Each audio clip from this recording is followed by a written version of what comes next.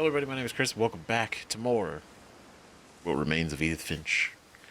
Now, last episode was quite a doozy. We went through so much. We saw a number of family stories, right? And that that's coming off of Molly in the first episode. And I'm doing a lot of thinking. I've been doing a lot of thinking, right? So last episode we went and we saw the story with Odin, right? Him coming over and quite literally taking the original family house from where they were, putting it on a boat, and moving it, and then that ended up getting hit by a wave and sunk the house, which is confirmed. We confirmed that is actually where it is. That is what that is in the lake. That is the original house. That is the original house, right? And Edie and Sven, they came and they built this current Finch house, right? And coming off of that, right, we got to walk around Edie's room, and it was really cool. She's been the one who did all of the painting so far of the memorials.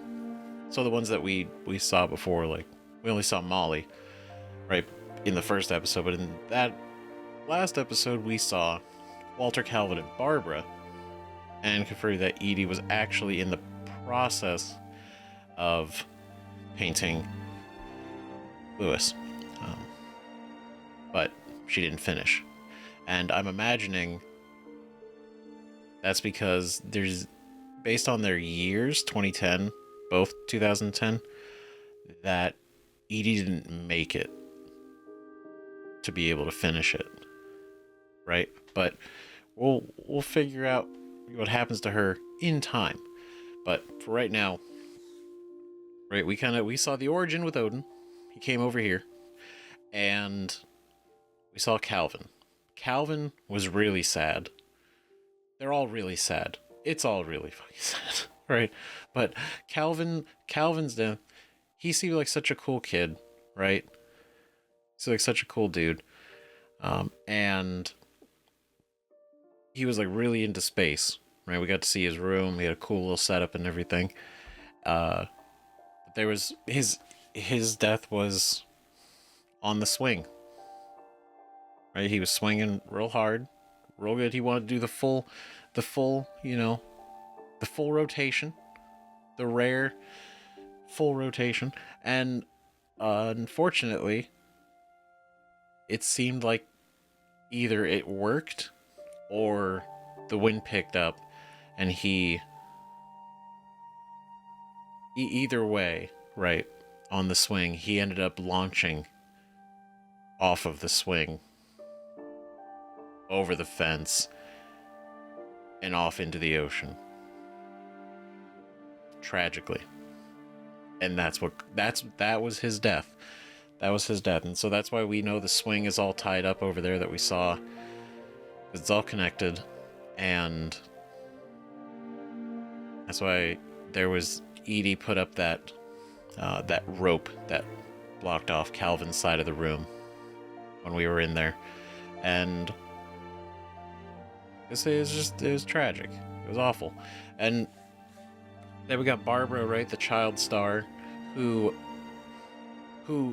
I want to talk about in a second, because I've been really thinking about it between the last episode and this one, right? But she ended up dying, and her death is kind of up to interpretation, which is why I want to talk about it, right? But we went through hers. Hers was really actually kind of fascinating because it was a comic book, right? And it was like a very campy slasher comic book that seemed to be implied that either Edie was responsible for writing it and drawing it and everything, because she is talented. She's very talented. Or she was involved in coming up with a story for it. But either way, it's definitely implied that Edie had some involvement in the comic. But it was a really interesting comic, and very much, like the Hook Man coming to the house on Halloween night, and she's home alone with her and little brother Walter, and home killer shows up to the home, and her boyfriend Rick is basically just kind of useless, and it's like a whole thing, and it was very interesting. It was very interesting, right? But it left a lot of questions. Left a lot of questions. We're gonna come back to that because Walter, we also saw Walter's death, and that was also really sad because following Barbara's death, right? Following Barbara's death, he just couldn't deal with anything anymore. So he ended up living in the basement, like maybe even below the basement, right? It's like underneath the house. He's living there, and he's been down there for 30 years. He was down there before Edith was born, and he was still there while Edith was living here in the house. She never knew. She never knew about him, right? And so Walter basically just locked himself away, was basically living in a bunker. And he had this moment where he's like, you know what? No. I'm sick of this. I'm going to go out there. I'm going to live my life. If it's a year, if it's a week, if it's a single day, one good day, I'm going to take it. I'm going to take advantage. I'm going to appreciate it. And it was this moment of like, you know what? Hell yeah, dude, get it. Great. Amazing. And he ended up breaking out of his bunker, out onto the train tracks that were kind of below to the side of the house. And unfortunately, while he was walking off onto his next great adventure, he got hit by the train that was coming, and that was the end of Walter. Tragically. He just wanted one day. He just wanted one day, and he couldn't even get that. And so there's this theme going around about the family curse, right? And I know there's a speculation, like Edith was say, like, are we worried so much about this curse? Are we like, kind of in a way manifesting it, right? Because when you look at this, majority of the people do not. They all don't make it very far. Like most of them are kids. Like one of the things that I was looking at is the fact that Edie lived to 2010. She was around to witness. She had to live through the death of all of her children. She lived through the death of Molly, Barbara, Calvin, Sam, and Walter. All of her children, she was present for their deaths. And on top of that, two of her grandchildren, which were Gus and Gregory here, right? And the disappearance of Milton, her great-grandchild. And then in the same year that she ended up passing, her great-grandchild Lewis's death. And so it's like, who was in her life when she went was literally just her granddaughter, Dawn, and great-granddaughter, Edith. That was it. That was it. Everyone else that she knew was dead and part of the family. And that is so genuinely sad. Like, it does make me think of the line from, Lord of the Rings with King Theoden. He's just like, no parent should have to ever bury their child. And it's tragic. I keep saying that word because it literally is so bad. But I want to have a little discussion, right? Not that I talked enough, but I've really been thinking about this. Okay, I've really been thinking about this for a couple of reasons. One, Barbara's death, super open to interpretation, and I know some of these are, right? Like with Molly.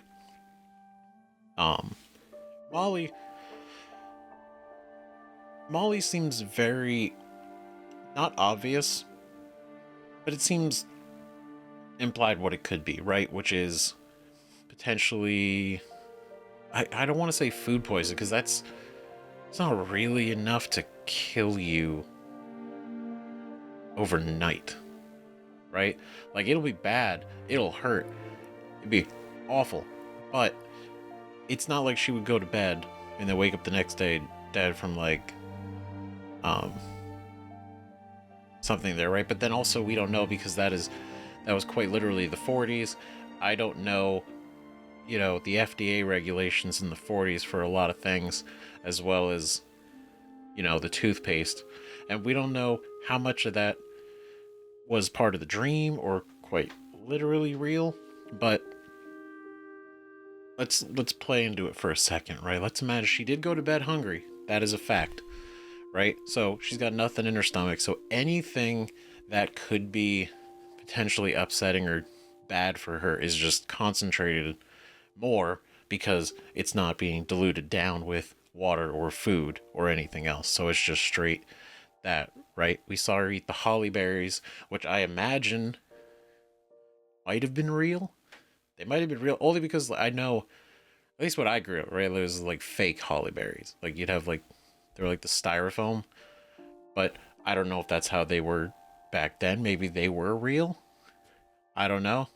I know they're not good for you. In fact, they're not good for you.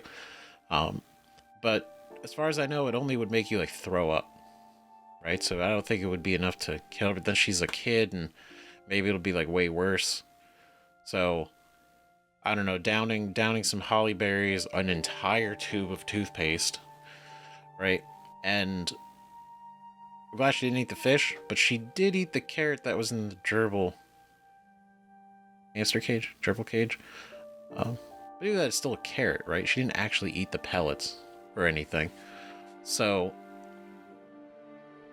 my whole thinking with Molly is there's obviously I can imagine it's some kind of consumption related death, right? But I think what sits with me weird is the fact that she wrote a diary entry. Again, she's literally 10 years old, and if she's sitting there like suffering, potentially dying, right? If she died from that, then I don't know how she would have been able to write this entire dream in her diary, unless it didn't hit her yet. But then also she literally says, I'll be gone soon. Like, she knows it's coming, right? The writing's very calmly written. It's not erratic. So, I mean, assuming she wrote it, right? Because again, it was on the shrine. So maybe, I don't know, because I don't want to get into like a million theories, but it does have me thinking, like, what if she didn't write it? Right? But then also, like, maybe the events of what happened, like her eating something that poisoned her and unfortunately killed her, is actually true, right? Because that does seem to be what it's going for. But maybe the journal entry wasn't directly written by her, right? Maybe it was written by Edie, because we know Edie was the one that like painted the shrines, and she did. Edith specifically made a comment like, "Oh, Edie she got the feeling that Edie spent a lot of time in Molly's room." Now, again, Molly is her daughter, so it's like totally plausible that Edie would spend time in the room of her past daughter. But even outside of that, the fact that the story has so many motifs from her room, like the shark and the cat in the window and the bird, like all these little references to her dream were in the room, right? And it could definitely be something like she was hallucinating. So maybe she was feeling all that, right? But we don't really know. But I have been thinking about that one. But basically, to go to the one that I'm focusing on, right, is Barbara. Barbara's 100% up to interpretation because it is 100% not clear what happened, really. Because it's a comic book. So we're not getting this account from Barbara. We're not getting it from anyone else, right? Edie seems to have been involved, or maybe she did this one or something like that, right? But there's some things that stick out to me. And I don't think I don't think the entire comic book is truth, obviously. I think it's a little bit more dramatized. Intentionally, right? Because even at the end, Edith mentions that Edie sees this as more of a happy ending, right? So that really has had me thinking, right, in between episodes here, and that one of the things that sticks out to me is the fact that the the railing, I don't know if it's called banister, the railing on the balcony in the house. We see it in the first episode. You can go back. We did see it when we were looking out towards the old house in the lake. You could see that was actually broken. That was real. So that part of the comic book is true, that did break. Now what I'm imagining realistically probably happened is, I bet maybe her death was an accident. Maybe her death was an accident, and maybe Edie wrote the comic book to kind of make it more dramatized, so maybe it's less painful, right? Maybe it's better to have this fake story where she died for a reason. Like there was a I don't say like a purpose, but there was a cause, a reason, and like something was behind it, whereas just like a really sad freak accident is like way worse, right? Because that feels like so preventable, right? But the things that I think about is the crutch, right? The crutch and Rick and the story. Like, we obviously know the ear in the music box wasn't real, right? The ear in the music box is real because we looked in the music box. There's no blood. There's no ear. There's nothing, right? And Barbara is buried in the cemetery. But Rick, according to the comic book, it's like Rick was never found. The police blamed the whole thing on Rick. And then there was the scene where the cops are finding the crutch in the water at some distance from the house, which obviously the crutches in the comic book belonged to Rick, right? But what I'm thinking is strange about that is that in Walter's room, I don't know if you guys saw it, but I noticed it especially back when I was editing the last episode. The fake window, the curtain we open up, right above that is the crutch.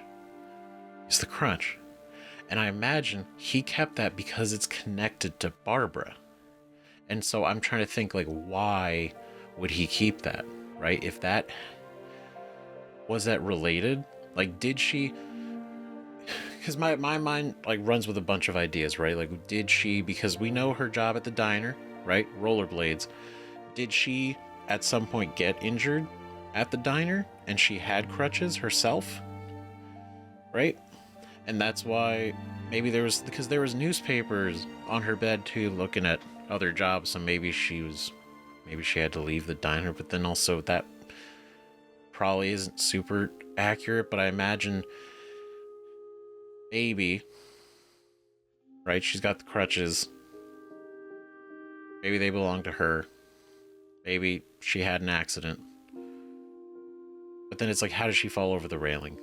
I don't know. Because my immediately thought is, if Rick is real, which there's not really a lot of evidence to say he is or he's not, right? But let's just say he is for this argument, right? This is one of my other theories that I'm thinking of is, Like, he clearly in the comic book wanted to scare her. Scream, her childhood stardom was like her big thing, right? She was really sad when that fell off. And so the whole comic book is going over the fact that she's trying to, she goes to this convention and she tries to do the scream. Scream's not great, right? Not the same as when she was a kid, so people are disappointed. So her boyfriend Rick tries to help her try to get that back. So he scares her in the house to get her to scream. Right? That's the whole thing. So part of me could see, okay, what if in the real scenario he does do that? He does scare her. He does try to startle her to get her to do the scream, right? To kind of like recapture that. But he scares her so much that she actually trips or falls back or freaks out and hits the balcony, breaks through it, and falls down. Right? Like the Hookman in the comic. Right? But it's actually her. And then Rick like bails. He just like runs off. Right? Maybe. We haven't heard anything else about him. So I don't know. Right? But then there's also like, because I thought like, what are the odds that,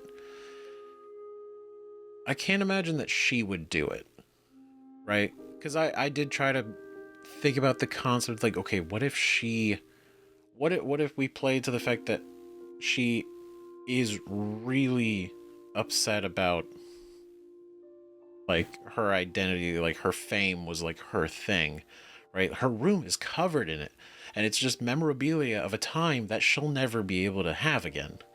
And so maybe she was really depressed about that. Maybe she wanted to take her own life over the whole thing, right? Especially when realizing she can't, recapture,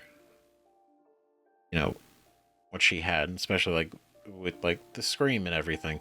And I could believe that, right? Especially with the fact that Walter's hiding under his bed and he's freaked out the whole time, except for the fact that the broken balcony. Like, that wouldn't be something that would happen, I imagine, in that kind of a circumstance. Like, why would you break it? You would just go over it or something. You wouldn't break through it. And it could be a home invasion, because it definitely had those kind of themes too in the comic. Right? Maybe not like an entire group of people. I feel like that was more played up at the end to be like, all the fans gathered around. They were cheering her on because she was able to do the scream again, kind of like recapturing that moment that Barbara really, really yearned for, right? And so I could understand why Edie would think that was probably a good ending. But also it's kind of a horror comic, so it had to have, a horror ending. But I feel like there's a reason like we don't really know. And I've just been thinking about that. That has been rolling around in my brain since the last episode. Has been literally nonstop, and it's been driving me crazy in an interesting way. And that's kind of what I like about this game, right? I've been talking a lot, so I want to we do want to get back to the game, but I do like how a lot of these provoke discussions and thoughts, and I love that. I think that's one of the coolest things about this game, right? As much as all the deaths are really sad and it's all really unfortunate, I think it is really interesting that it makes you think.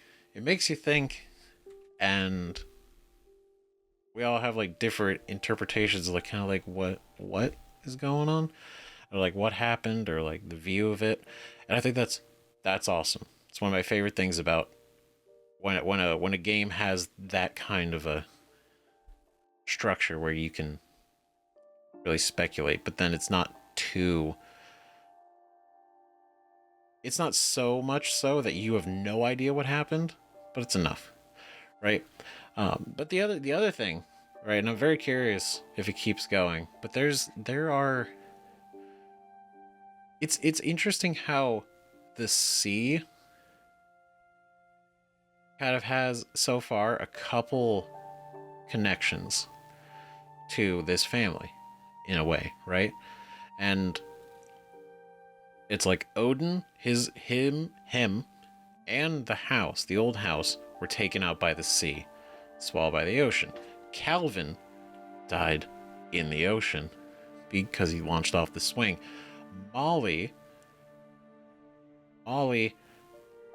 had the dream about like the sea monster and everything. And I know that's probably like, it's kind of a stretch, right? But then also Walter's entire room, his room, not the bunker he ended up in, but his room had the ocean motif, right? It's very much like there it is. It's kind of like a subtle backdrop theme, though Barbara didn't have anything related to that, so it's not super consistent. But it is something that I was thinking about, right? But the fact that he has the crutch in his room means the crutch is real in some way, right? Or it is like literally real. He has it. But does that belong to Rick? Or was it whatever the situation was that led to Barbara's death that night on Halloween, on her birthday? Really fucking sad. Yeah. It's just, I don't know. Got a lot of thoughts. So let me know what you guys think about that so far. But we're gonna get back into this and go into our next area, right? Which is Grandpa Sam, which is Edith's mother's father. He's got a nice little setup.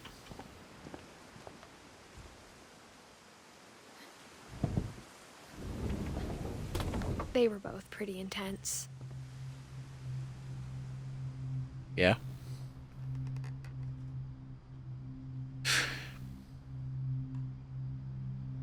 Whoa. Sam spent his life shooting photos, but Mom said he got nervous being in front of the camera.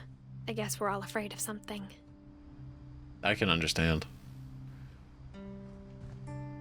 It's a little scary being in front of a camera, you know? Ooh. I don't want to open that yet, but I am tempted. But oh, this is the shrine. Okay, so we won't mess with this yet. But we got the camera, the ring, U.S. Marines, Sam. Oh, look, it's the photo. Him and Calvin. They would get their height measured. Oh.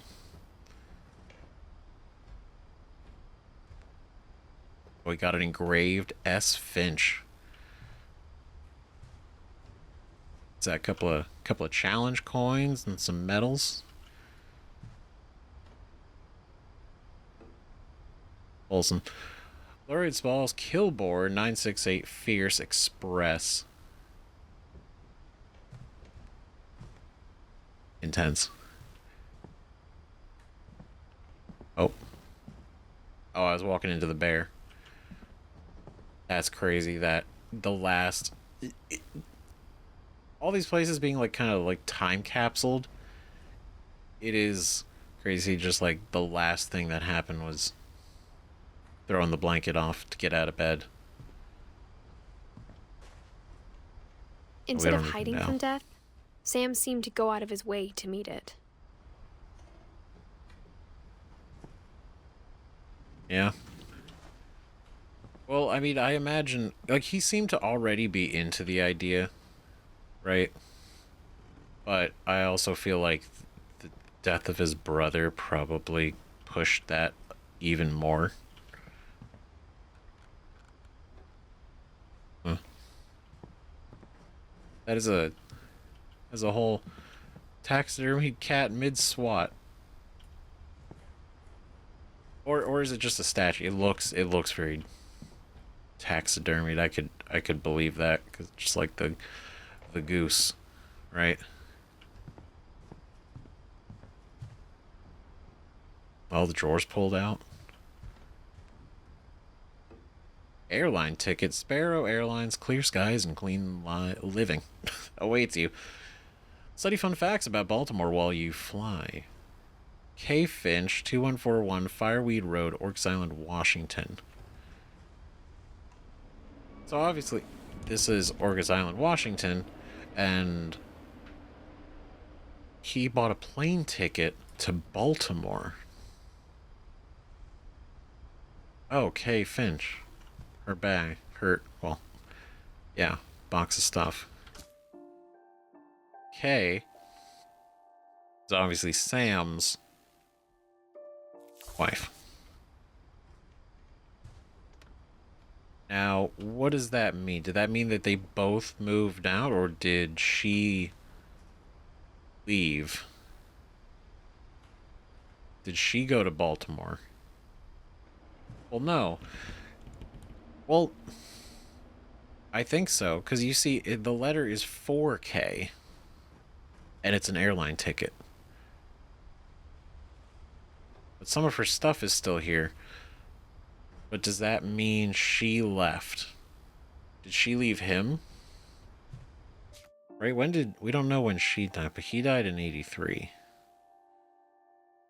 I don't know. Obviously, we'll learn when we kind of see into the story, probably, but it has me, just has me thinking, right? Maryland, she got a plane ticket. She ordered a plane ticket to Maryland. Then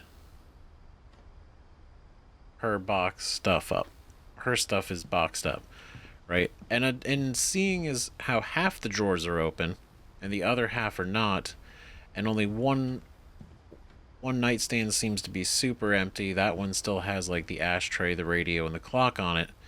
It makes me think that they either divorced or just, I imagine that's probably what happened, right? Like, she took her stuff, got her plane ticket, left. Because her side has these pillows. It doesn't have a sleeping pillow on it, right? Like his does. So I imagine that's probably what happened. Or at least that's what I'm picking up, right? And it seems really, really sad, and I wonder why.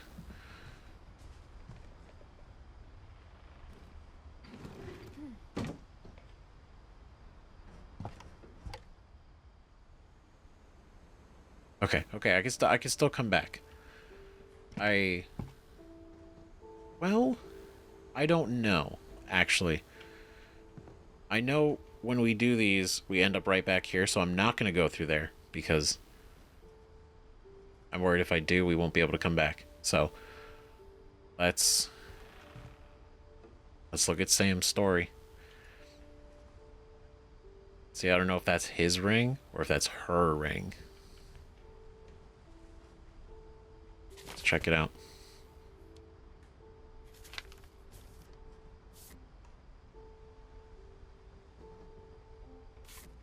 Oh, he's taking his own photos.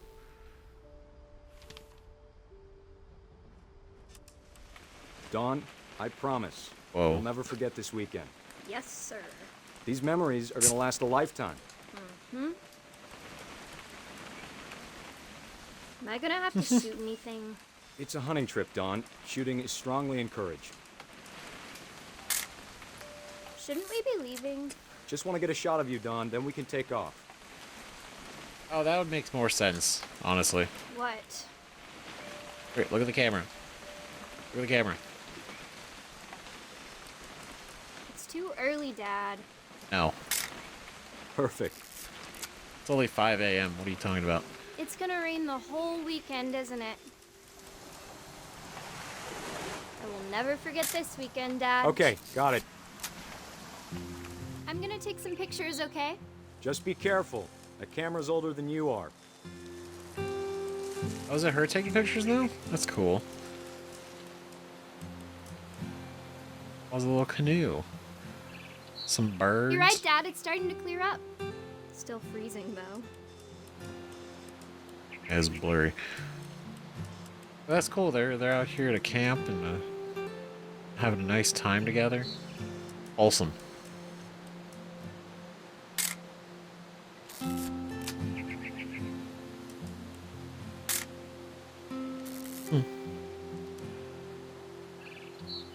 Pretty good shot.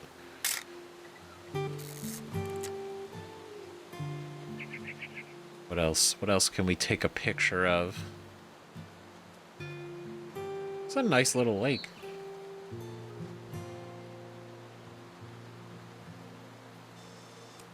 Definitely should not have drunk all that coffee. Hold still while I take a picture of you. Hey! That's funny. That's a keeper. I'm just saying, I'm not always gonna be here, Don.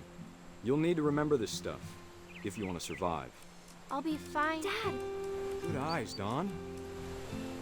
I didn't mean to interrupt. Damn it. The way he's talking, like, you know, we're not always gonna be here. You gotta learn this. It's like, oh, let's not talk about that right now. What does this say? Poems. Poems by Emily Dickinson.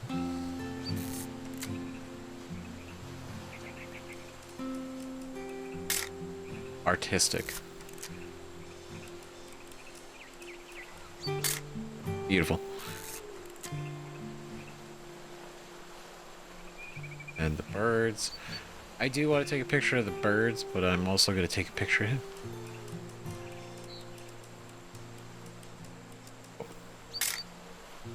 Nice. Hunting season, please use caution, stay on trails. Open for public hunting.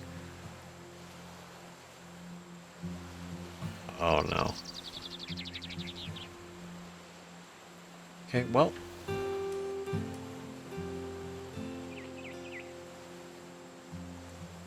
This is a lovely area, you know? Ooh. Nice. Before you take the shot, let me get a picture of you. Oh. Okay, where is she? Where am I? Where are we? Oh god. Okay. Dad, I... Just breathe. Turn off your imagination. Focus on your target.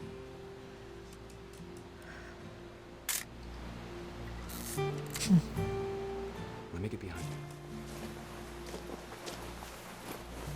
Do I have to do this? Dawn, you don't have to do anything. But if you want to survive, you'll need to be strong. What is this? Like, if you want to survive, like, what is Keep this, the yourself end of the squared up, world? Elbows down, like we practiced. Whenever you're ready. It doesn't seem like she wants to do this. Great shot, Dawn!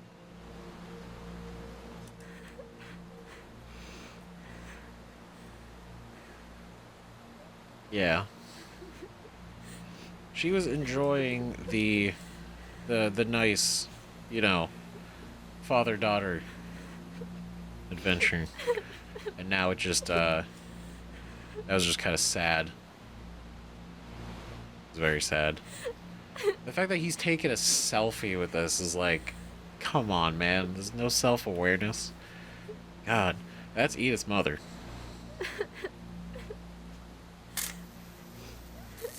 I'm proud of you, Dawn. Always remember that, okay? I didn't realize, like, I could actually control him.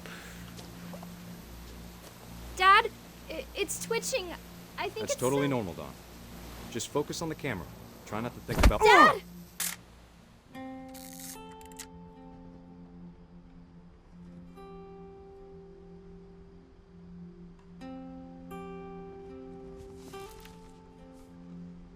Of all these stories, that's the one I wish most that my mom had told me.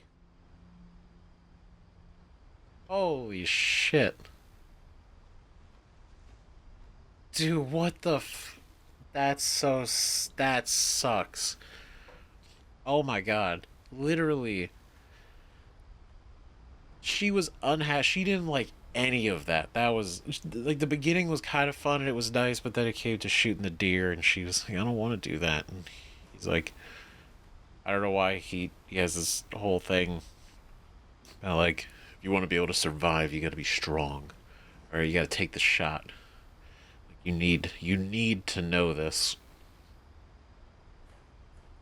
And it definitely seems like part of his military training and experience and everything definitely was coming out there a little bit, right? And so he's kind of trying to prep Dawn with the same kind of skills, like the at least like the mentality. She's not happy, but then to I feel sad that she witnessed that. That's awful. That she's literally there. She's already sad about this deer. The deer's twitching, and it literally knocks her dad off of the and he dies there. And she had to watch that. That's horrible. Horrible. Horrifying and horrible.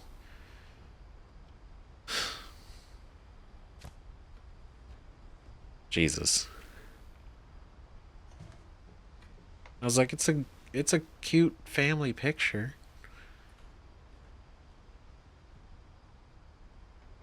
Yeah, I guess I'm kind of surprised that her own mom didn't tell her this happened, but right, we did. I did notice this. It's like little, a little simple walkie-talkie, and it's like wired through here.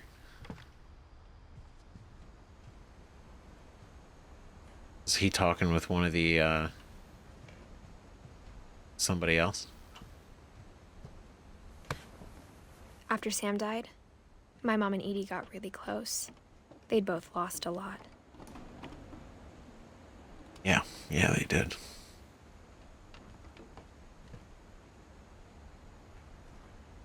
A spaceship? It is. Finch control. This is a little army car.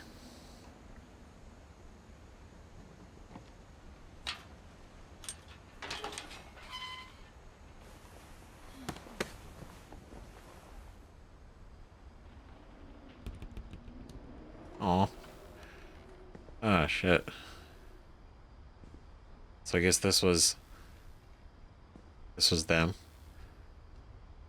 There's another frog. Like the family frog. But then obviously the space thing reminds me of Calvin and I mean maybe in a way it is like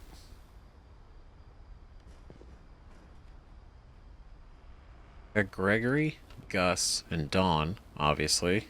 His 3 children.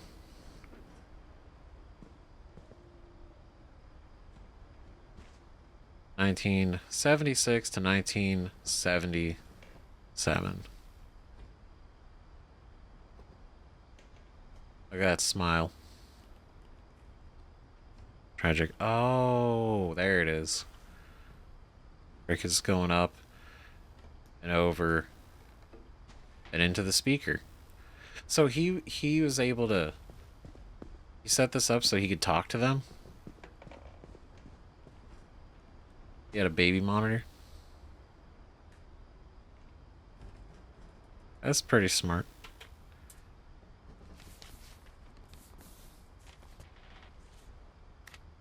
Kay Carlisle and Sam Finch. Oh, there's the petitioner. Oh, wait, hold on. In the Circuit Court of the 5th Judicial Circuit in and for Orcas Island, Washington, case number 24T DR 835. Investigations. Read the marriage of Kay Carlisle, petitioner, wife, and respondent, husband Sam Finch, divorce contract. Yeah, I hate that I'm right because that seems really sad, but it is to Sam Finch. A lawsuit has been filed against you. What? She sued him? The lawsuit is filed against you. You have 20 calendar days after the summons to serve on you is served on you to file a written response to the attached complaint petition with the clerk of this court located at 3527 Clerks Court Street, Friday Harbor, Washington. Phone call will not protect you. Your written response, including the case number given above and the names of the parties, must be filed if you want the court to hear your side of the case. Damn. If you do not file your response in time, you may lose the case, and your wages, money, and property may be taken thereafter without further warning from the court. There are other requirements. You may want to call an attorney right away. If you don't know an attorney, you may call an attorney referral service or a legal aid office listed in the phone book. If you choose to file a written response yourself at the same time you file your written response to the court, you must also mail or take a copy of your written response to the party serving this summons at 22 Main Street, East Sound, Washington. That's a lot of steps. This is stressing me out. Copies of all court documents in this case, including orders, are available at the clerk of the circuit court's office. You may read these documents upon request. You must keep the clerk of the circuit court's office notified of your current address.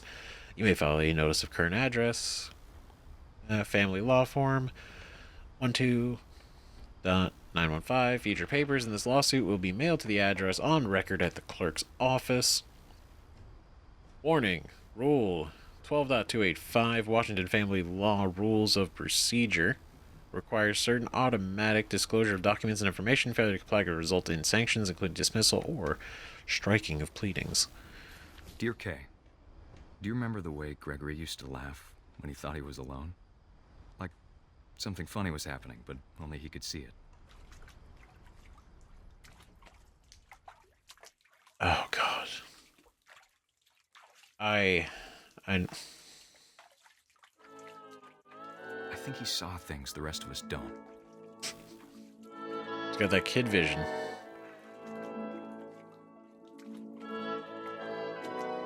Oh. E.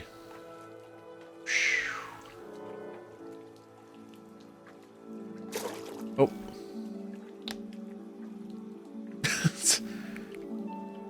I'm the frog. Yo. That time's over, Gregory. It's time to... No, I'm not done. Hold on, sweetie. Okay. I was like, that's a cool whale. Hello? Sam, I told you I don't want to talk right now. Hey, can I knock them all off? Or get the ducks? What his world was like.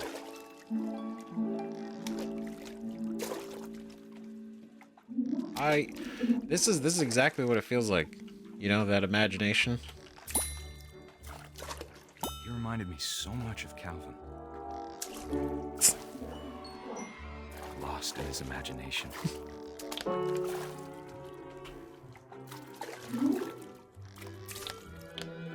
Oh. And that was so close. This is probably nothing, but I want to. Oh, no, it was something. Knock all the letters off Gregory's name into the bathtub. Fantastic. Oh my God. That's really funny. Oh my God, the synchronized swimming. Whatever it was, he saw. Oh my God.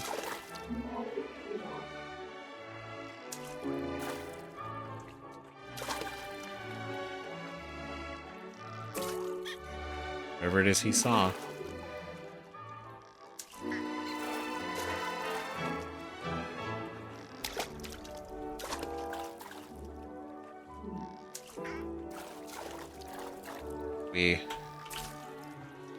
I like the whales watching us.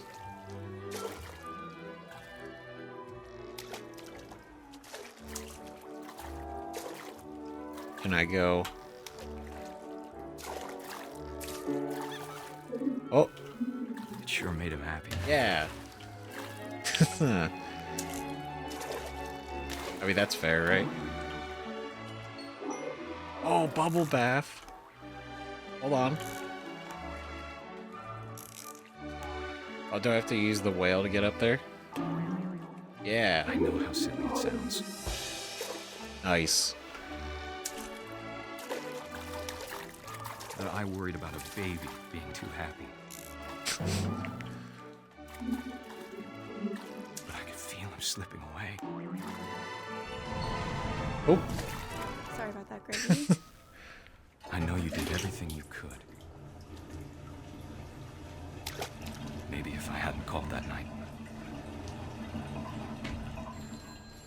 Damn it. Hold on, I don't want Gregory to hear this.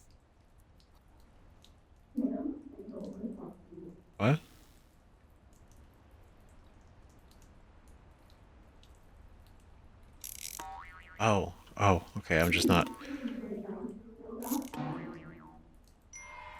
I wish he could have told us about the world he saw. No, stop the water. Hey, there's so much I don't understand about Gregory. About everything.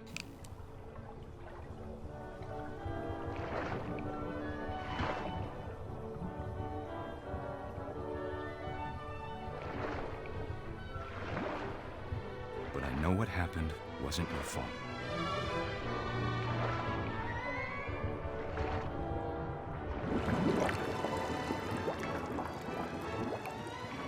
I'm sure he's happy. And he'd want you to be happy too. Good luck, Kay. Love, Sam.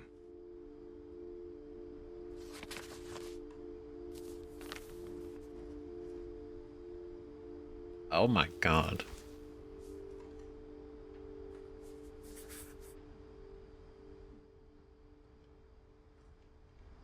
That's fucking sad. I keep saying like I don't expect these to be sad. They're all fucking sad. Like this one I expected to be probably the worst cuz literally he's the youngest, 1 year old. He drowned in the tub.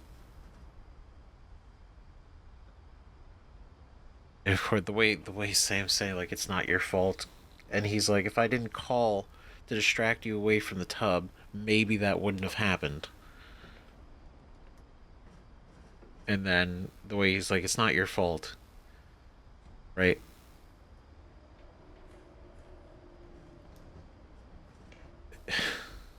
I mean, it's just it's so shitty, right? It's not like she intentionally did anything or like was neglectful. She did come in and check twice. It was just whatever happened. And I imagine it was him throwing his toys, right? Probably what the case was. Or it is a wind-up frog, so maybe it was like jumping around, right? But either way, maybe it hit the faucet. But she was draining the tub. It just the plug ended up going just back into the drain. So it just filled up again, and that like last moment of like him being the frog in the tub dying. That's fucking horrible. That's probably one of the worst ones. Just because coming from like their point of view. Like traumatic. Just awful. And that was what caused them to divorce.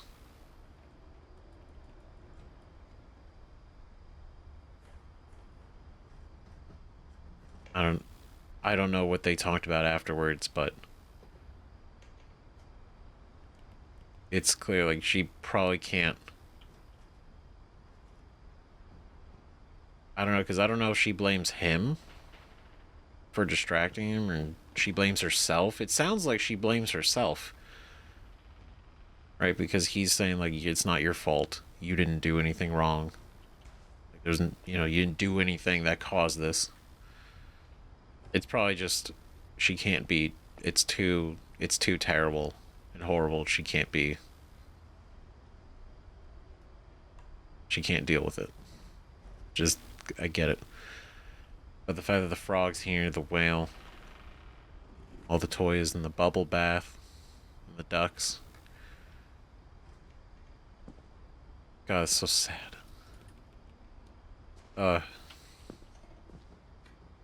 Gregory. Dawn. Gus. I can't imagine my mom ever writing poetry, and yet. A poem for Gus. Monarch Anarch. Is he like the little rebel? Trick or treat, smell my feet. Chipley danger. Ready, set, dead. There's like headphones and seashells and you got like studded bracelets and spray paint. A skateboard. Pretty cool kid. Her mattress is completely gone. Can we open this? No. Okay.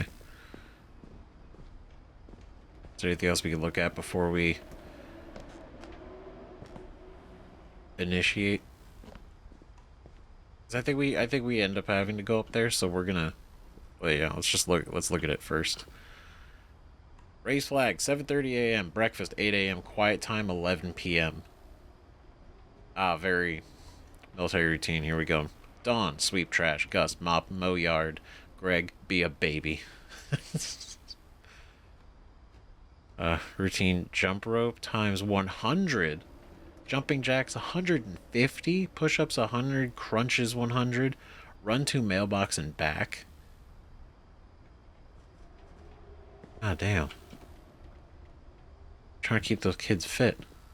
I mean, I respect, but I feel like 100 push-ups is a lot, even for a kid. That's a lot. We're all deepest sympathies with sympathy. When someone you love becomes a memory, the memory becomes a treasure.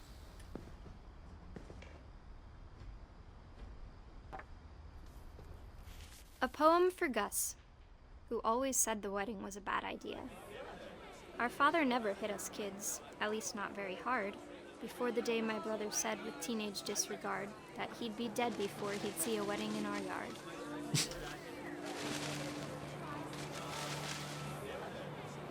This is fun. Oh, this is actually at the house. Oh, wow, look at that.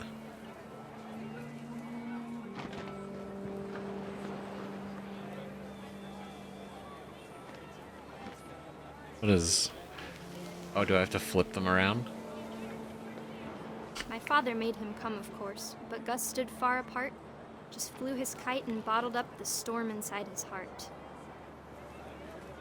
Gus stood far apart, just flew his kite, but the storm inside his heart.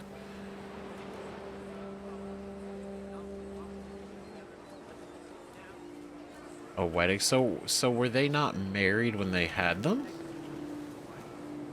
Did he not like him?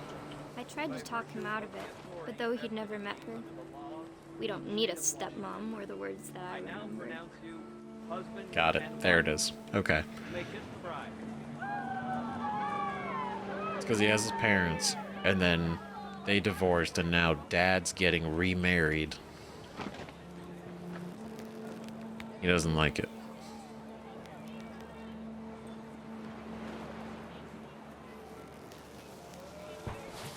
Oh.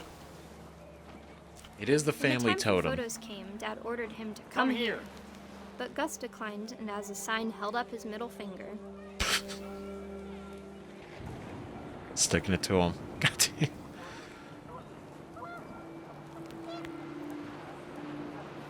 But yeah, looking at the totem, you see like it's at the very bottom. And then yeah, is that it? That's everybody that's died.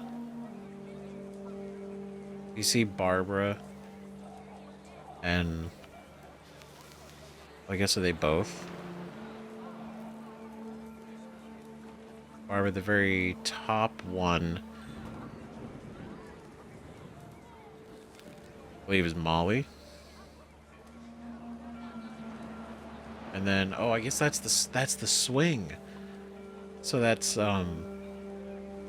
Calvin and Barbara and Walter in the house, and he's under the house. In the boat?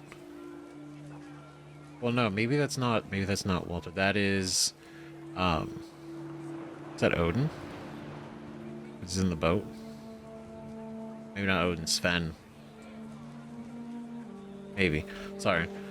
That's interesting. Seeing it intact. Oh, everybody's moved.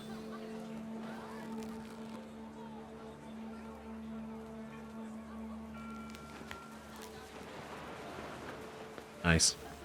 The wind picked up, and panicked geese appeared and quickly went. But all the humans did that day was go inside the tent.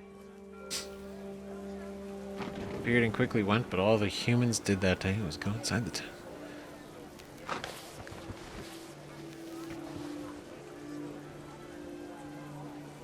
Nope. Okay.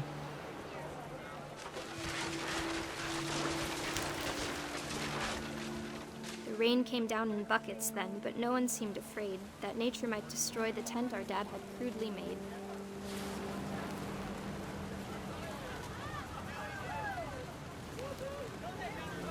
Uh-oh. It's like a little...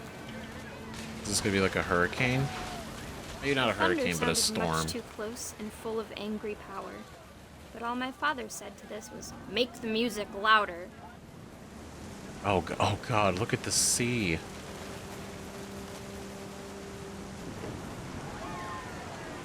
Oh, oh shit. I don't like this.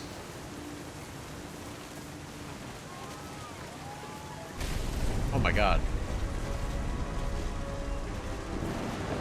Whoa.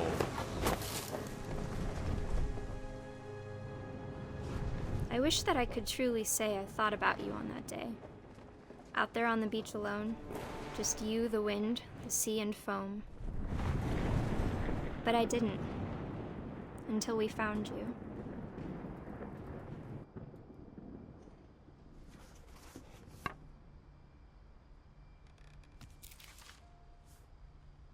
She never talked about him, but Mom told me once if I was a boy, they were going to name me Gus.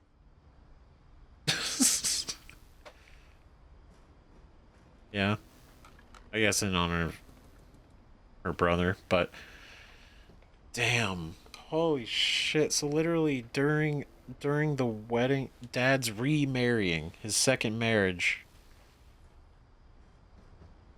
His kid's out there flying the kite. Basically, he doesn't like the stuff. He doesn't like this whole idea. He doesn't like it at all. He doesn't want to be involved. He's just flying his kite, making it through the day, right?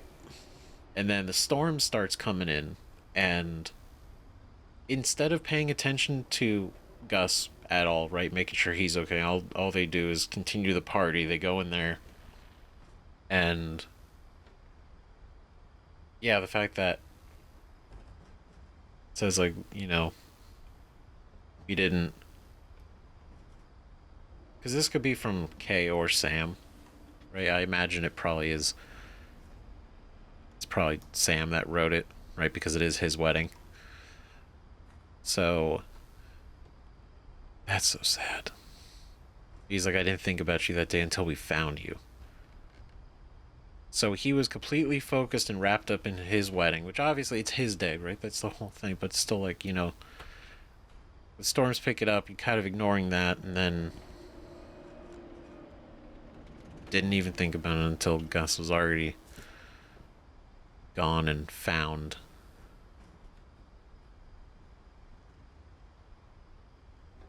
It's a lot. It's such shit, dude. It's like the fact that this is like mostly kids. Man.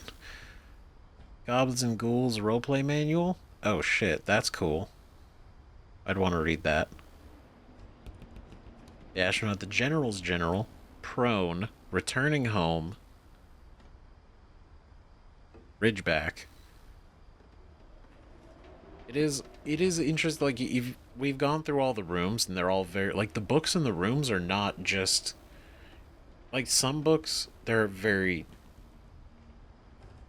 I think there are very few consistently reused books, but every bookshelf that we've come across, especially in the rooms, is all thematically relevant to the people of the room, right? Like specifically like Barbara, like a bunch of hers. There was like Alice in Wonderland, and then a lot of either like cinema related or like that kind of theme.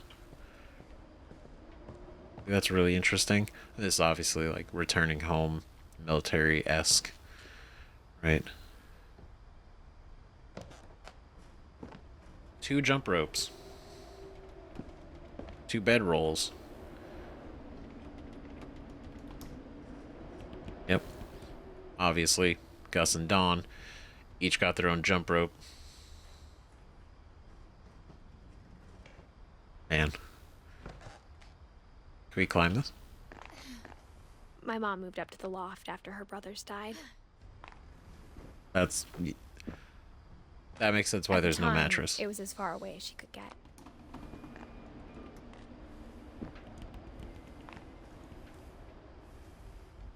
Mind you, let's keep back. Edith is doing all this. She's like what, almost 6 months pregnant, right? Because that would be 6 months would be 23 weeks. I think she's 22 weeks pregnant. I guess we see the bump now, so that makes sense. But the Holy Bible, the teacher's calling. I mean, I don't blame her. I probably would have moved up here too after all that. Religion was another thing my mom never talked about, but I think it helped her a lot after her dad died. Oh, hey, if it helped her, that's good. Yeah. Oh, going out again. Dawn and Sanjay. Aw. She spent a summer building houses in Calcutta, where she met my dad, Sanjay. Hell yeah. Republic of India. Wholesome. 8/18/1986. Look at that. Copy passport for volunteer center. Meet with relief rep. After school teaching.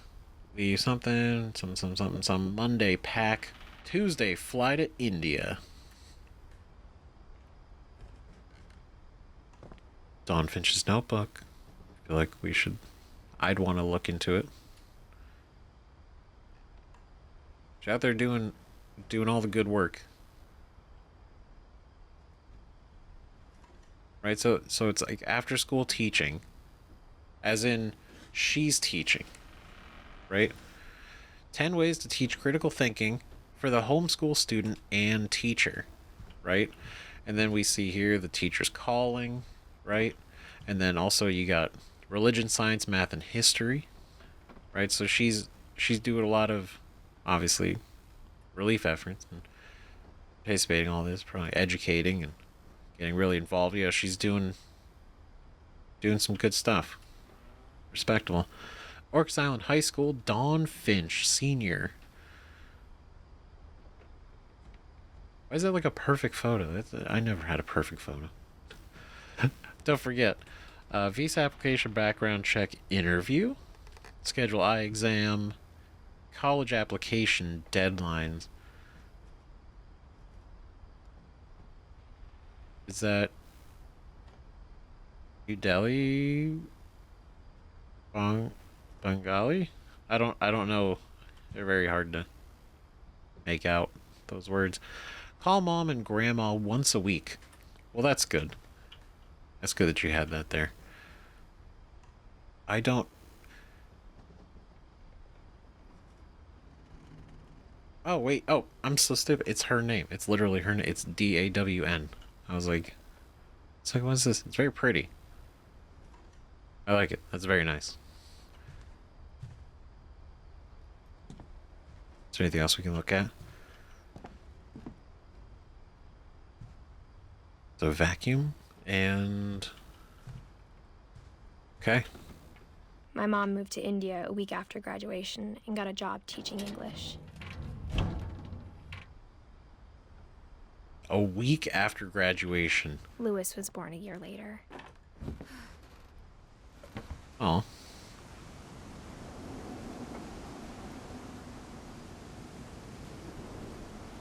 Milton.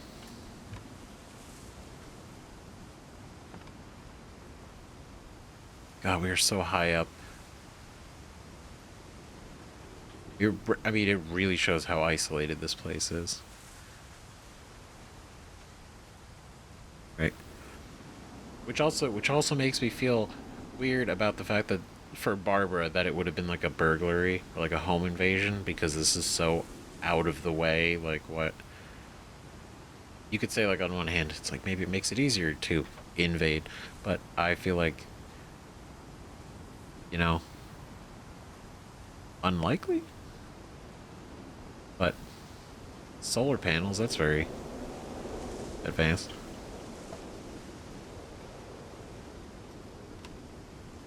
We go down. We can't go down there. So we're just gonna When go. my dad died, I don't think Mom knew where else to go. Yeah, that makes I'm sure sense. Edie was happy to have her back. Yeah, I bet. She literally watched her dad die when she was a kid. She was literally a kid, and she graduated school and then went to India. Damn. These like little personal gardens. Lewis, Milton, Edith. That's a cool concept. Family garden. Dawn, obviously. And to see kids in the house again. True. Edith. Is he fishing? That's fun. Right, because they came back to the house, so in the home it's literally Dawn. I imagine Sanjay's here too, right? Like we saw them, and so there are two here, Lewis, Milton, and Edith eventually. Milton and Edith eventually. But yeah. Great grandma's happy that they're here. Mint, thyme, sage, and basil. Oh, Lewis. I like the cans with the names. That's very creative. But then he also eventually worked at the cannery. The house had to get a little bigger, but Edie was used to that. So they expanded this because they came here? They're like, we gotta build up. We gotta build vertical.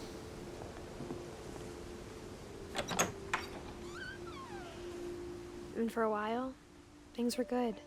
Almost normal. Also, look at that. Edith, Lewis, and Milton. Mrs. Finch. So she was homeschooling them. That's cool. That's cool. This is neat. What a cool classroom right on the top of your house with a great view. A through D, E through H, all these books. Cheat Code Kings, Volume 3, Kingdom and Castles, Extra Lives, Making Games with C++, Game Designer's Notebook, Masters of Game Design. I would like to read all those. I find that would be fascinating. Then we got the Big Balloon, Mathematics 1, Biology, World History 2. Hold on, I see Dungeon Master. Wait a minute. Hold on. This might be worth it. And then Cheat Code Kings Volume 3, two versions. Though I do the Dungeon Master, and that calls to me. It speaks. This is cool. Multiplication tables. So, analyze objectively, never stop learning, assume nothing, respect criticism, and ask tough questions. Right? And that is also how we approach. I like to think how we approach some games here, right? Lewis rules. Our family history, fact or fiction. Edith. Oh, this is Edith's desk. Wholesome.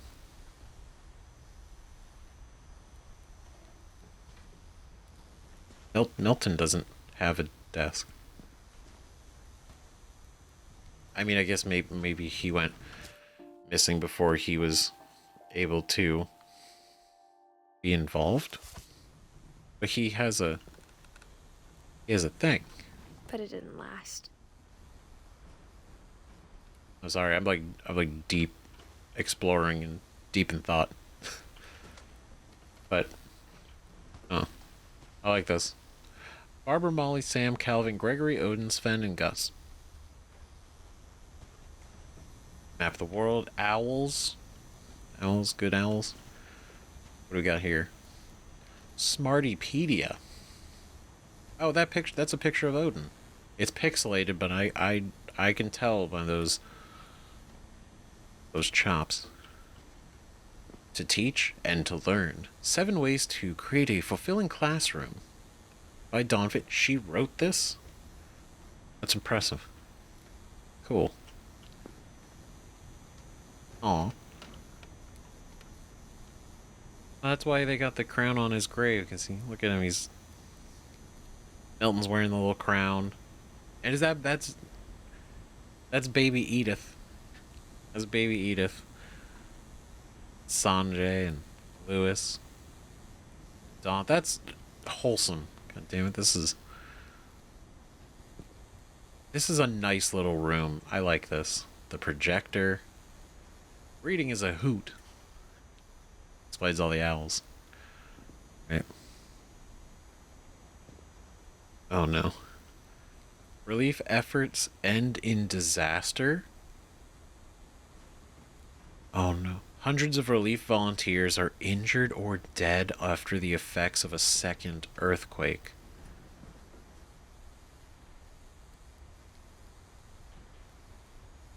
Oh, wait, is that how Sanjay dies? That's so sad. If that's true. Like, this seems very much like a shrine, a memorial to... Is it? It is. I think it is Sanjay, because it's got the same little beard. But... God. Just out there... running the relief efforts, and just finds out he died. Scientific method: observation, question, research, hypothesis, experiment, data, conclusion. Then Odin Finch, myth, history, the curse. The Family Curse by Edith Finch. Oh, she did this. We did this.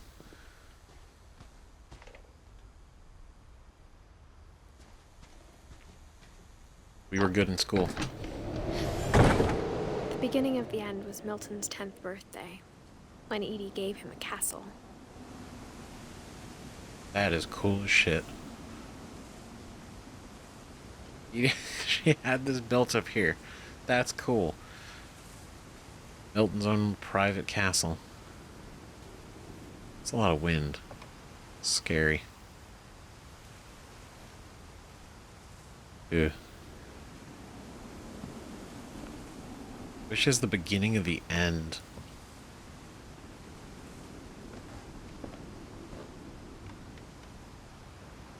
Crown in the mustache. Milton, 1992 to... After Milton disappeared, the only thing he left behind was a room full of paintings. I was gonna say, like, that. I don't want to assume it's blood. It definitely looks more like paint because of the yellow too, right? This is neat. This is a cool little thing. Can we actually get in there? Ooh. I love the airship. He was a really good artist. He had a vision.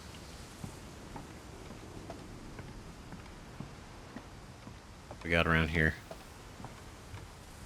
Anything on this side? Not really, but we can look out this way. Which also seems really cool. Right? If I wasn't absolutely horrified of heights, this would be one of the coolest fucking things as a kid. Man, you get this? Obviously you could look out your window, but you sit here. Got that. It's fantastic.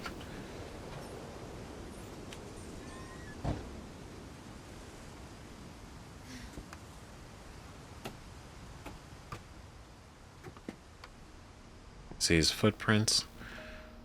Oh, it's a door. It's that door.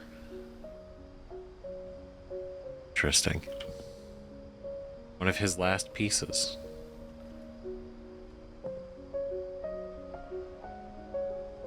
That's very cool. Is this the town across the lake? I only say that because of we see the lights over there, right? Maybe it is. Or maybe he's just really creative.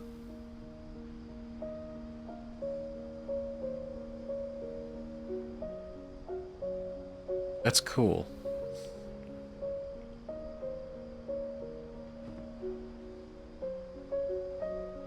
Neat. I think Edie was happy to finally have another painter in the family.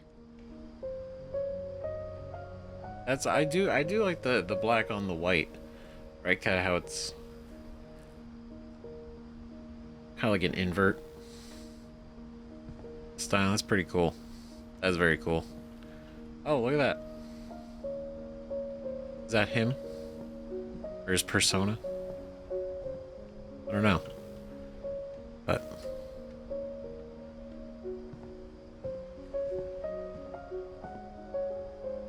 well, let's go upstairs.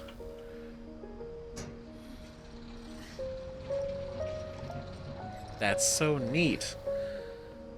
Ah, that would have been so. This would have been so cool as a kid. Milton, 1992. It's a really good painting. Little crown and mustache. He loved painting. That's so cool to see. Like, he was definitely very passionate about it. That's so cool. What is this? The magic paintbrush? Milton Finch in The Magic Paintbrush. Alright.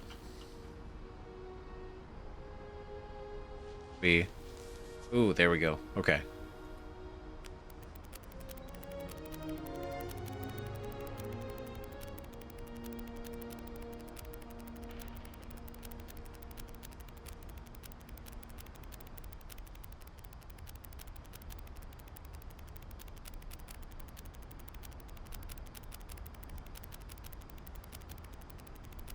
So he draws a door.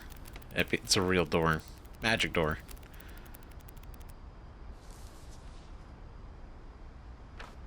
How neat. That's so cool. I was 4 when Milton disappeared. Yeah. Sad. Now, did he do that? Or did someone else do that for him? Because it's also like kind of symbolic, right? Like he paints a magic door, he goes through the door, and he's gone, right? He disappeared, like his real situation. And maybe kind of having that helps with the pain of losing him, right? To come up with like, oh, maybe took his magic paintbrush and he's off on an adventure somewhere. You know? Because on his grave too is not grave, right? His memorial. That's actually what it is. The memorial for him. On top of it is a paintbrush. So that's very, it fits.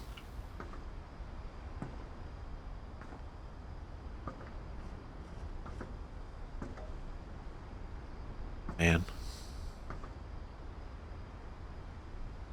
Yeah. Mom spent months searching for my brother. Then she sealed the doors. Yeah. Sealed all the doors.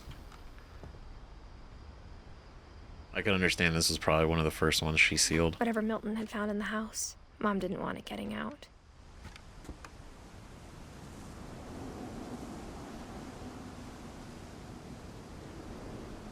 Whatever Milton found, Mom didn't want it getting out.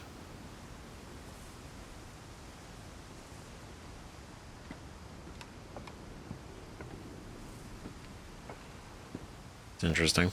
Interesting choice of words. Now, maybe it's not like literal. It's not like, he like literally released some Mom definitely creature. blamed Edie, but I think Lewis blamed himself. What? Why? I mean, I could understand Lewis blaming it, so just like he's like, oh, it's my brother. I should have been better. After he graduated, he just spent more and more time in his room. Until Mom got him a job at the cannery. Damn. Is this Lewis? It is.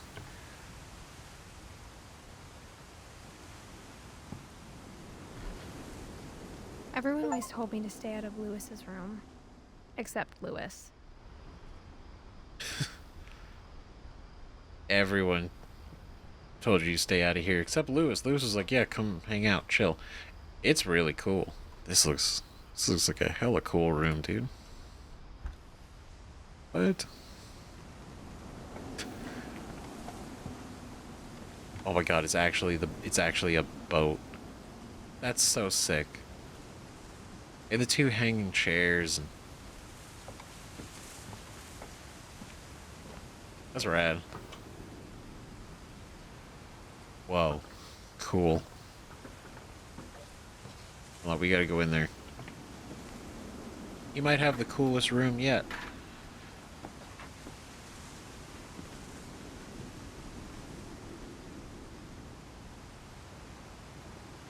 Damn. Right.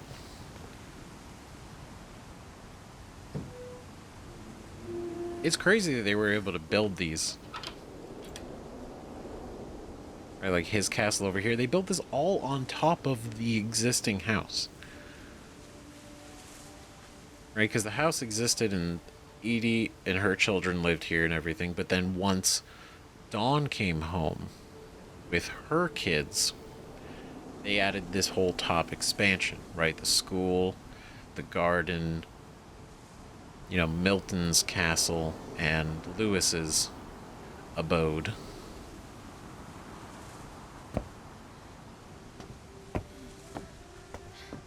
Lewis's room smelled very, very familiar. That part of him lived on. Legalized marijuana. It's got a hookah. Man. What's that? Theodore's Quality Cigars. It's a lot of smoke. A lot of smoke. It's kind of in the walls. He was so proud of being Indian. I think for him, it was a way to be something other than just a Finch.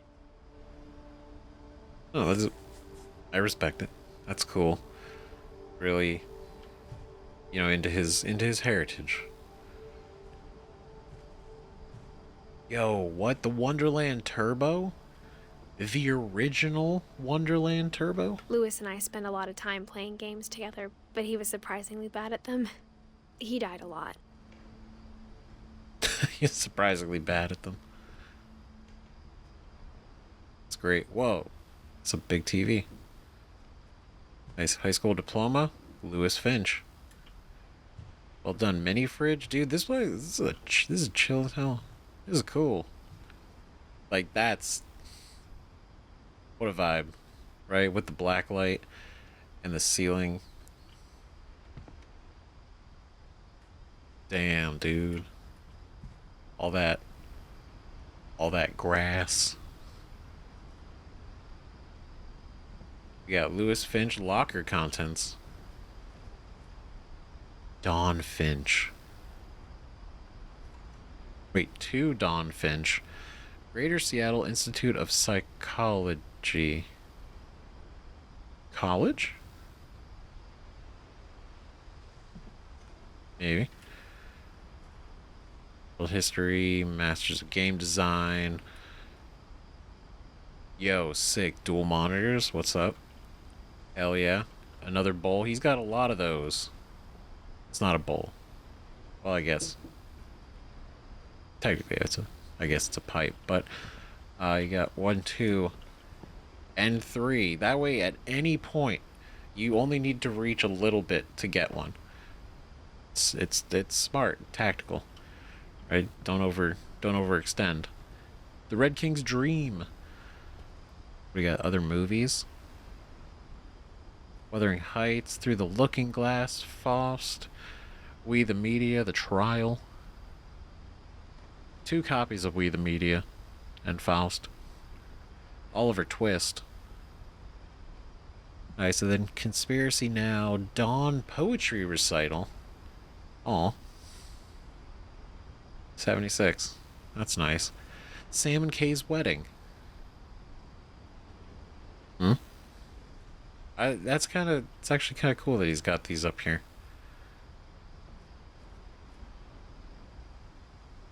That would have been his grandparents' wedding. And these little figures, that's cool. That's a sick headset, yo. Oh, a Siru? Sick. That's hella fucking good.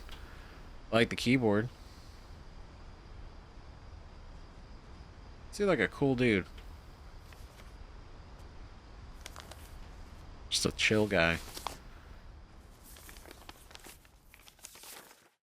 Dear Mrs. Finch, as Lewis's psychiatrist, I can understand your desire for an explanation. As I see it, the trouble began in January, shortly after we convinced your son to seek treatment for substance abuse. Newly sober, I believe Lewis first noticed the monotony of his daily life.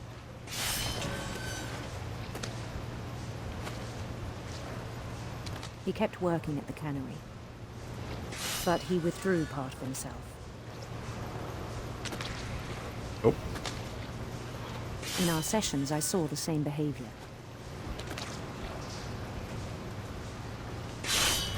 His mind began to wander. I asked him to describe it.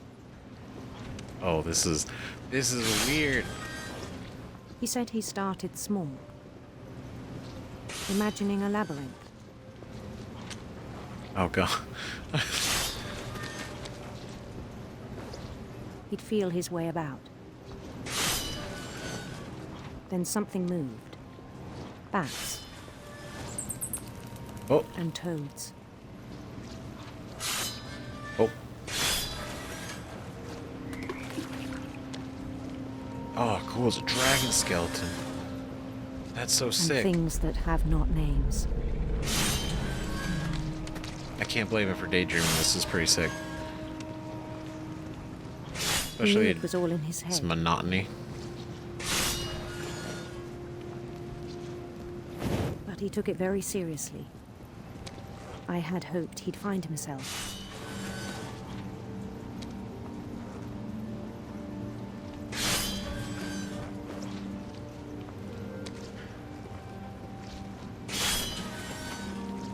But he found something more. Huh? Whoa, the I perspective worried change. about him then.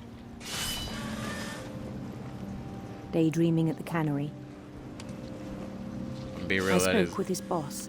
is kind of scary, to be honest, especially a blade. But he said Lewis had become a model employee.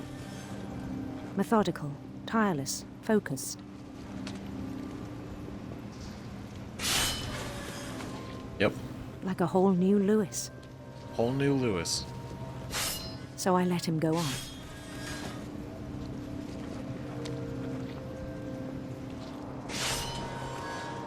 I even encouraged him.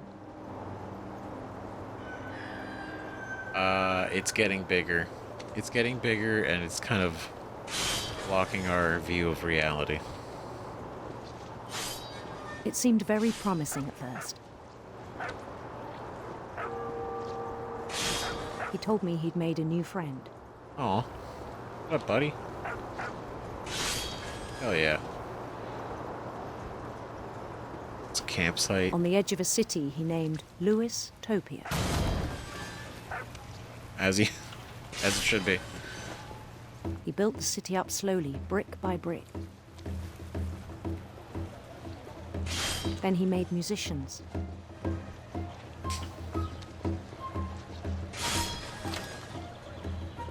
This is cool.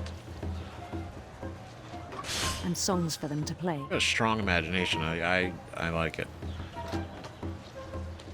He talked about starting a band. And he was always humming something. Every day his imagination grew stronger. Oh, look, all the... There's so much symbolism with the cut-up fish. He no longer spoke at the cannery. But his chopping was as reliable as ever. Uh-huh. Then one day it struck him that all the cheering crowds, even the stones under his feet, were all in his imagination. So he could do whatever he wished. Right. That is how the imagination works. He held an election for mayor, As you do. and he won. That's funny. And he won. Of course he won. Unanimous vote. There was honestly the opposition. They begged him to stay, but his mind was already wandering. Wait, he's already moved. He got voted became a mayor, and game he's like, for I'm him. gone. Whoa. What? He'd conquer a city, then immediately push on. Warlord. Incredible. New Louisville. New Louisville. This is so cool. St. Louis. St. Louis. He started drifting away from our reality. Oh. Ooh, come on. Minneapolis. Until one day he forgot to go home from the cannery. What? Even as his mother pleaded with him, part of Lewis kept sailing on.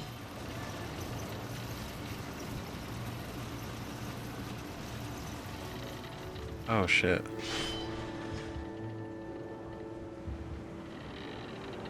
He forgot to come home because he got locked in. In Lewisburg, he heard rumors of a We can pick. handsome queen. Neat.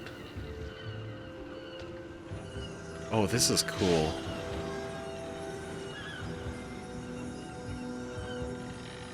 Oh, it's like having to divide the attention The between queen these was on her own quest for sinister serpents. That sounds sinister serpents. cool. Ooh. Oh god. He followed the sound of her Silver harp, electric sitar. Silver harp. silver harp.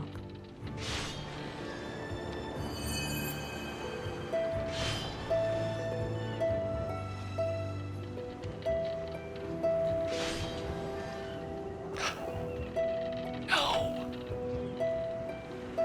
Oh, I missed a note. Oh, that's embarrassing. His chase led him to a golden palace east of the sun and west of the moon. Even then, his logic remained sound. Oh, dude, we can't even... we are completely in our head right now. God, our imagination is fully taken over. He knew the world was all in his imagination. Uh-huh.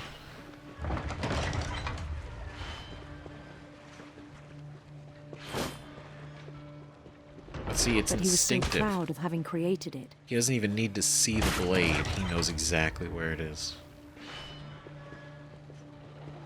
In his own eyes, he'd become something greater than a king. God, this is so cool.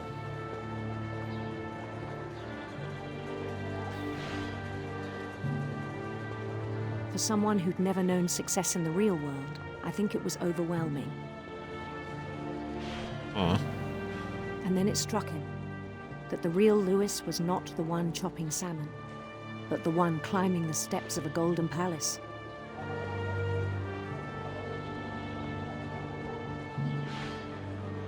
Oh, shit. My imagination is as real as my body, he told me. It was hard to argue with him.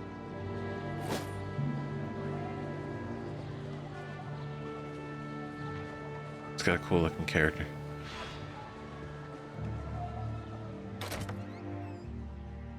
It's as real as his body. Shit. Oh, we're actually like he's got even the armor on and everything. Shit.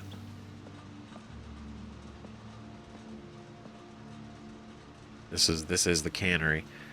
Like that is I can see where the psychologist is kind of coming from, like his imagination is so strong to the point where it's actually overtaken his maybe it's not to the point of like where that maybe it's taken over his perception of reality, right? He says it's like, oh, it feels as real, as himself, right? Like his imagination isn't, it feels real to him, right? If anything, it's more real than the real world is. And I guess, depending on how hard he really believes that, it can be very concerning. Right? Oh, that's cool. Got got kind of an almost DS, more like just a D. Or an S. Right? Legalize marijuana. And to have that in your locker at work.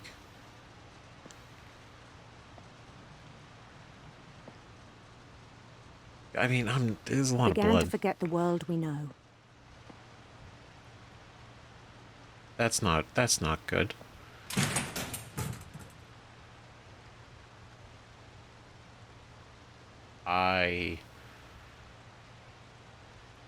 I don't like this now. This gives me a bad feeling. I think it pained him to remember Lewis, the cannery worker.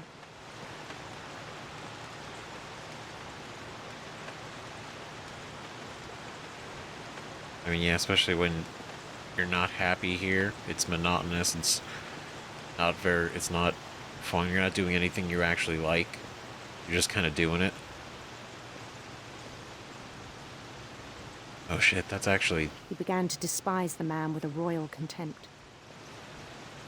Oh god, that's us! That's us actually... Like, obviously it's us, right? Like, yeah, but that's us sitting there, cutting the fish, pushing it forward, up the belt. That's what we were just doing. But he hates himself. He hates this version of himself, so...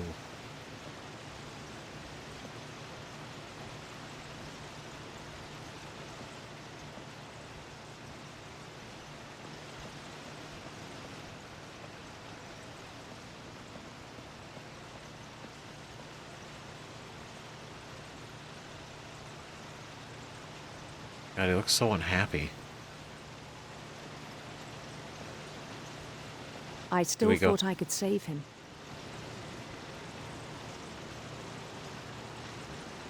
I still thought I could save... Even after he said he was being crowned king over all the lands of wonder.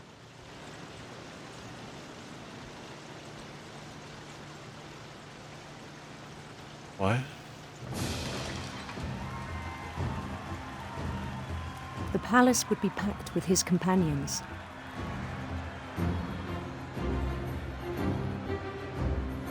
This is less whimsy.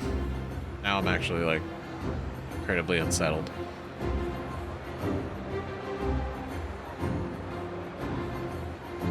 Like, I love his imagination, but now it kind of feels like it's actually harming him. Including the wise Calico who'd insisted on advising him. The wise Calico, what's his name? Ollie? Aw. Ollie.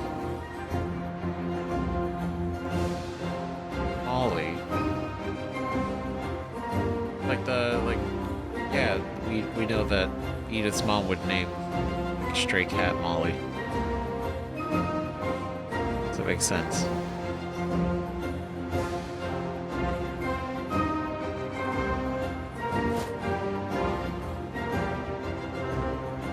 They love us.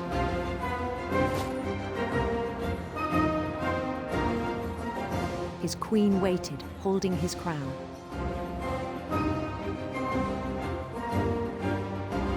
All right. There was only one thing left to do. Just put the crown on. Be king.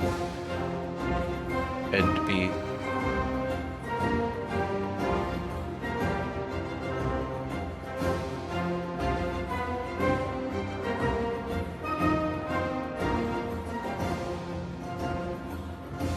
Oh, God. Well, now we know why...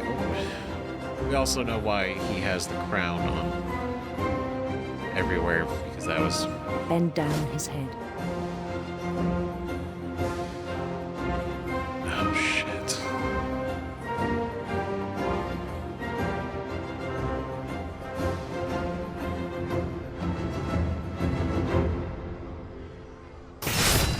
And the rest I think you know. Mrs. Finch, your son was a kind man who will be missed by all of us who knew him.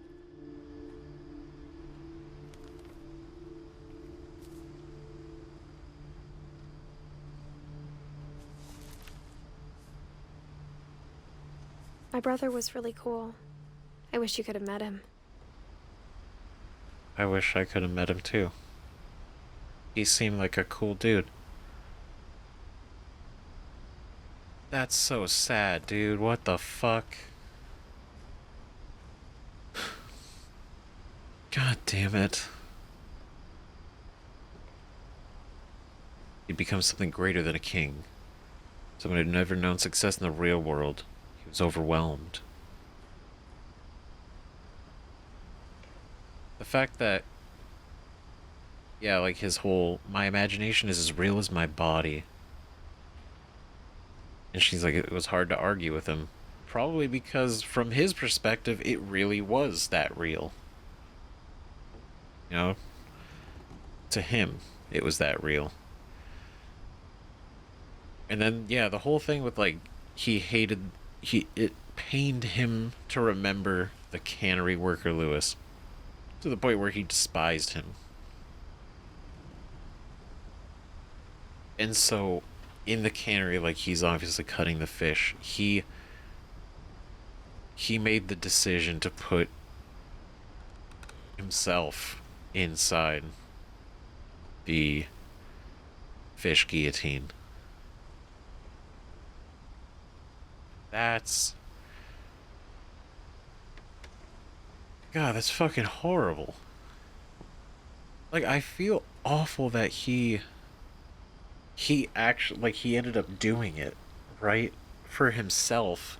And, like, obviously everybody that ended up finding him and the family and all this is horrible. But then the point where his imagination was too strong and it warped his... He was enjoying and relishing in his imagination more than the real world. right? Ah, it's so sad. And she was like, I thought I could help him. I thought I could save him, right? I thought I could do something. And the fact that you see the blood on the hat, like that's the. This is from his work. Because I was like, locker contents. So like probably something from like in here, right? But there's no locker. It's the work locker. Now, if that's fish blood or his blood, either way, you know, still, and then like, is that like a necklace? Medicine. Obviously, he's been dealing with this for a while. Like, this wasn't just an something that he started doing, and then it went this bad. God damn it, man. That's so sad. But the fact that he was happier in his imagination, that's what's also sad to me. Like, I feel like he should have just left the job. Just quit the job, dude. Just come home. Like I'm pretty sure. On the way back from Lewis's funeral, my mom told me to start packing. Like, part of me feels like, would his mom really have given him shit if he was like, I'm so miserable. I hate myself being there. Right? But then maybe he didn't really talk about it. And maybe he didn't really think about it as an option. He was just going through the motions, and then I don't know. God damn it. But yeah, his death was the trigger. She waited until the day before we left to tell Edie. Tell Edie that he died, or tell them that we're leaving?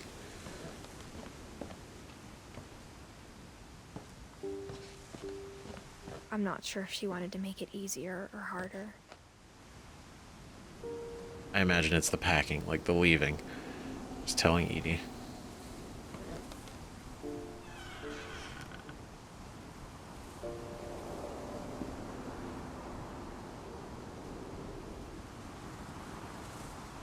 Who's this? I wish we'd stayed. Yeah. I get that. Damn, all the flyers. Oh, we're actually stepping on the peanuts. But I understand why we left. Dawn Finch kitchen. They didn't even completely finish and take everything. Edith and Mom.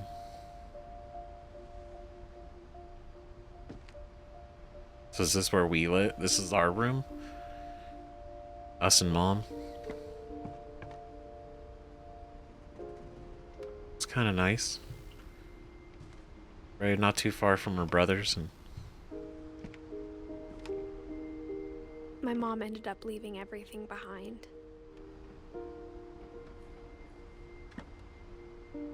this is just too painful. All the pictures, the broken picture.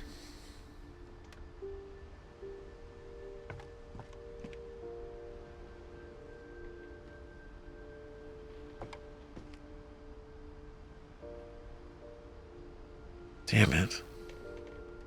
Disaster relief, Sanjay Kumar. The fact that it's disaster relief, and remember the newspaper said second earthquake. Which means the first earthquake is why he went out there. To help provide disaster relief from the first earthquake. But the second earthquake, that's what did it.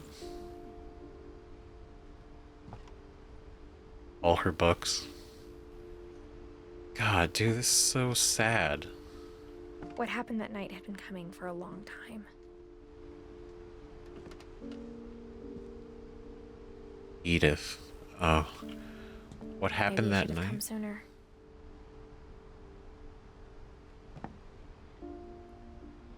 All the little paper birds are whimsical.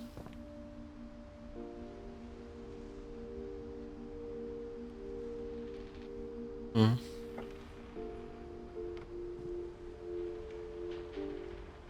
This is so cool, man. Her own little spot. The kite.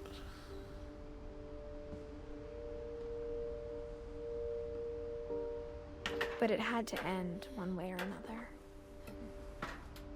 All that's left now is to tell you about that last night. Oh shit. This is it. Oh my god, this is the last. This is the last thing. Oh my god, it's the. Well, it's well, our story's still happening, and our mom, Dawn.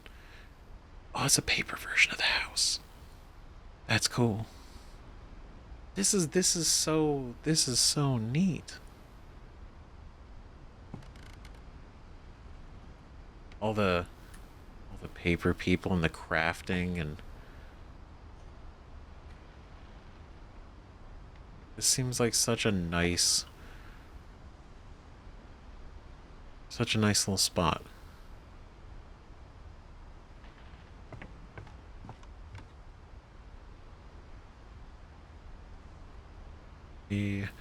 The Hindu Kush, Call of the Wild, Fairy Tales of Charles Parrish? Parnick? I can't read that.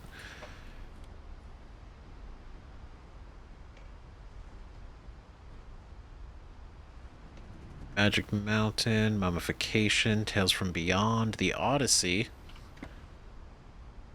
Was the little ship. The soldiers. So, oh, these are all the little soldiers from. Wait, it's. Wait, are these a little bit of everybody? Wait a minute, because yeah, there's the boat, and the soldiers and everything, and the crown and the from and the paintbrush, the space helmet, the frog, the deer, the shark, and the seal.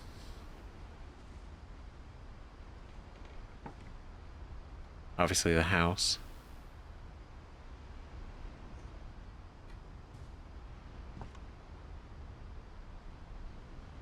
Wow. Wait, is that a little Islandia? Norsk Folkenventur. Norwegian folktales. Sorry, I was just like, I realized like these are all like little paper mache references to the family. Are there any others? Sorry, I try to be like really thorough.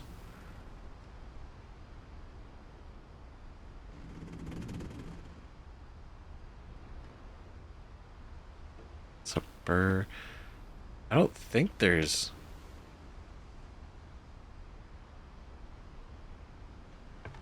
I think we got everything, right? Oh, I guess the door is probably like the magic door, right? The magic door that was open. And then trying to think, I guess I don't really see a reference to Barbara.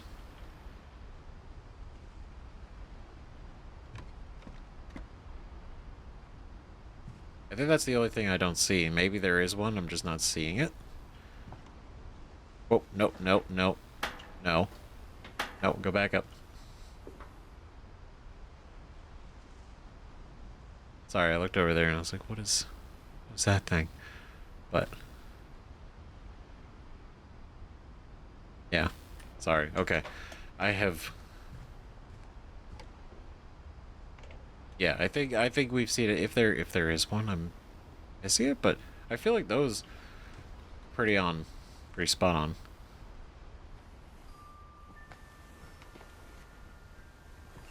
It's like a quill. Oh, it's just a feather pen. A feather in a pen. That whole last day, Edie just watched us pack and didn't say a word. Until supper, when she raised her glass and said, To our final night together, and all our final nights apart. Grandma, you know what I said about alcohol. Some of your medications are very Edith, specific. I left a present for you in the hallway. Why don't you go open it? The grown-ups have to argue now. I'm sorry, you're right. We're all leaving tomorrow. Let's just enjoy our last... I'm not leaving. Edith, you're excused. Oh god. Ooh, that was awkward. I don't like what they argue at the table.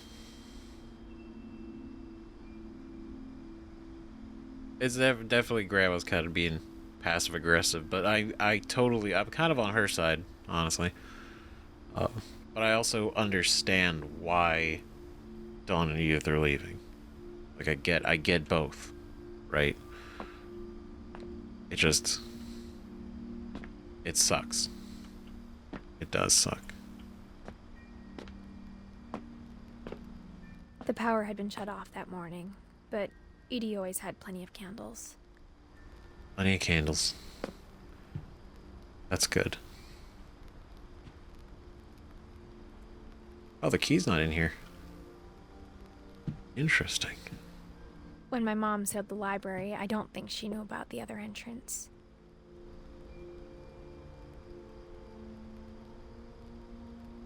Secret entrance. Or that Edie had a key to it. Edie's several steps ahead.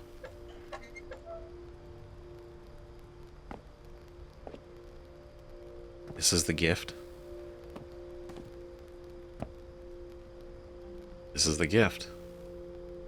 Leaving it open crack so we could see it and get in here. This is the family library. That thing you're afraid of isn't going to end when you leave the house.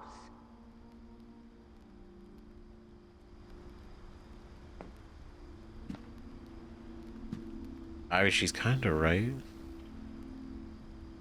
Edith has a right to know these stories. My children are dead because of your stories!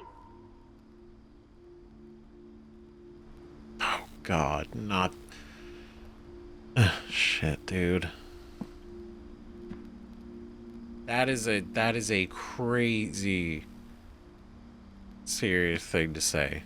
Oh my God, my children are dead because of I think your it's best stories. If Edith and I leave tonight.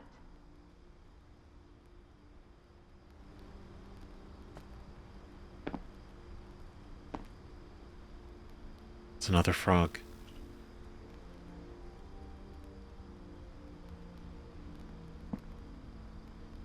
We'll have the nursing home send a van for you in the morning. Okay? She's not gonna go.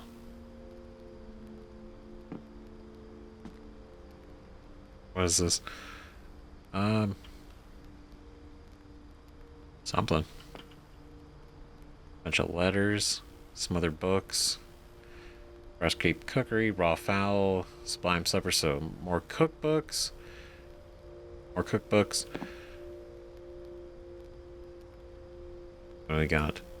Odin, the field of people, the houses, the night forever. Oh, the night you were born. Odin. Molly. Oh. Sir Milton, Lewis. Can't really read that one. The mysteries of death and the afterlife. Valbol? Ron and Aegir. That's interesting. What's the relevant? Those are those two in the middle. Those are, it's kind of funny because it comes back to like thinking about all the ocean and water relations. Ron and Aegir were they're gods, right? They're gods. They're married, right? The idea, I basically one of them. Yeah, the idea is people who get lost at sea or at sea, right? Get scooped up in her net, and then that interesting. Okay. Oh, hold on, because I want to make sure that I'm right with what I'm thinking about what that is, because I'm pretty confident I'm kind of on the track, but let me make sure. Okay, so that's actually pretty close. It's been a while since I actually looked into them, but Aegir is the personification, right, of the sea in Old Norse, and so it's interesting that his name was on here, because I recognized it, and it kind of comes back to what I'm thinking with Odin coming over here, right? Because we know he's not like his family, like this whole family, the Finch family, like Odin and them, didn't originate here. They came from across the way. And so I wonder, because Aegir is mentioned, that is something to do with, maybe they thought about it afterwards, right? Because Edie comes in here, right? So maybe she thought about that, or something with why the original house had sunk, because like the storm and the seas completely rocked the place, right? But at the same time,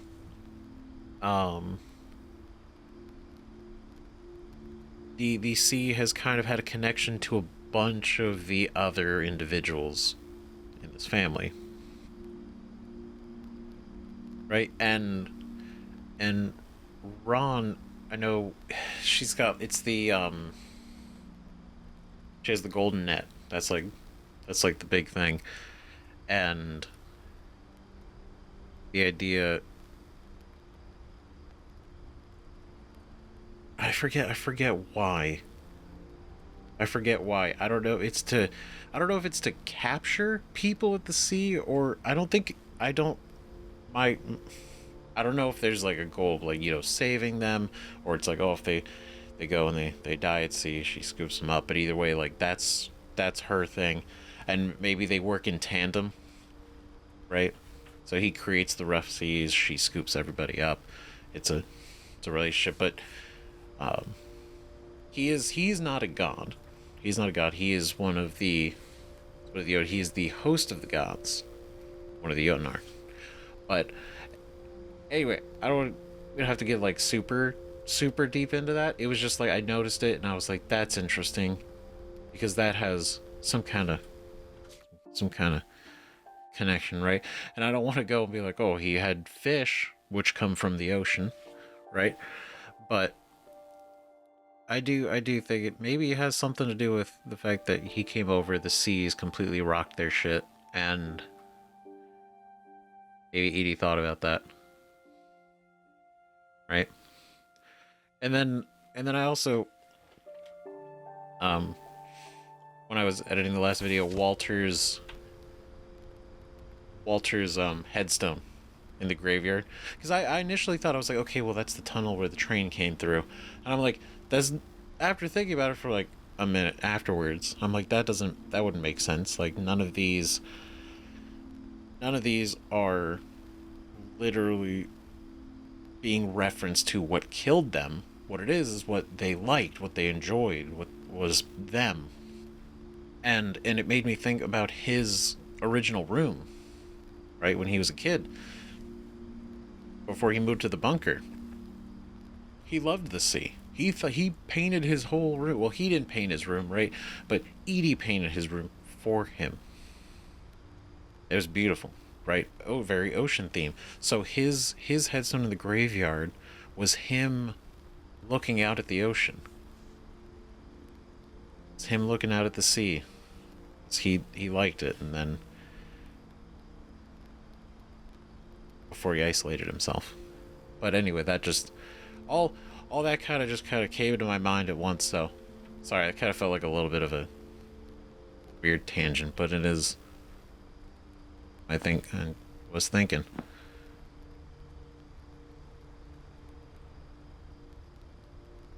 Does she hang out in here?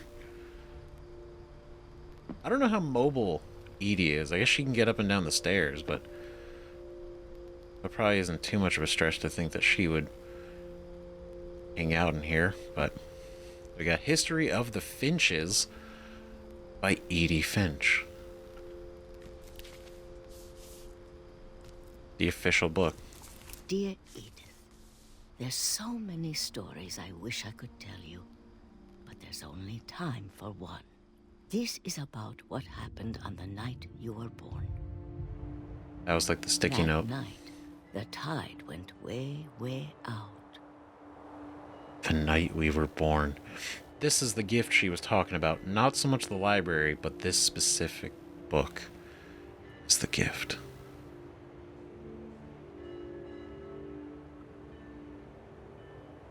The tide, yeah, is It gone. was the first and last time I ever saw the old house aground. There'd been an earthquake out in the middle of the ocean. Oh shit. That's crazy. Yikes. That's usually what causes a tsunami, but I'm imagining it's what pulled back the water. Which is not good, really, because it comes back. But I assume we're Edie. They called it the lowest tide in 1,000 years. God, it smelled awful. Oh, I bet. I've seen that house every day of my life. Just sitting out there staring at it. But I never thought I'd go back to it. This is actually kind of crazy that When you... the fog rolled in, I lost my way. This would scare me. Oh my god. Is you can't see anything? I got turned around. Wait, didn't I walk around that rock so then I can go... Want to go this way?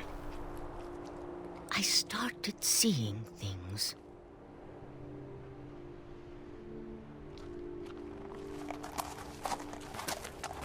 Whoa. Okay. Random deer. Hanging out. God, this is really thick. Things I'd forgotten had ever existed.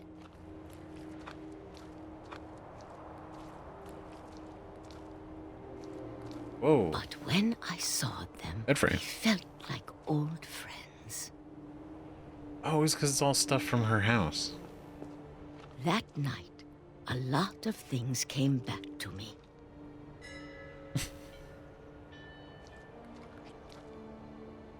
That's got to be pretty surreal. Oh my god. Right?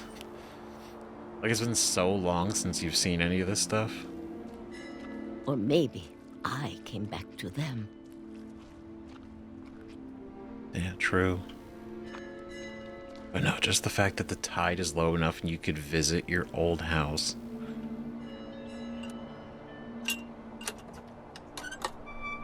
Like, what are the odds? Things I can't explain, but that I need you to try and... Edith, what are you doing in here? It's mine. Edith! Oh, Mom, no. you're gonna rip it! Let go! Give me the book, Mom. I kicked Mine. and screamed, but Mom dragged me to the car.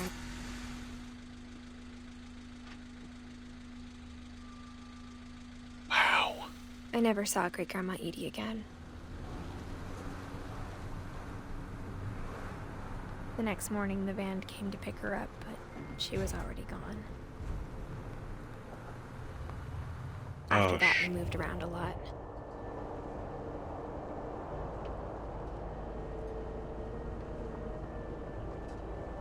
She We literally both tried to died. make the best of it.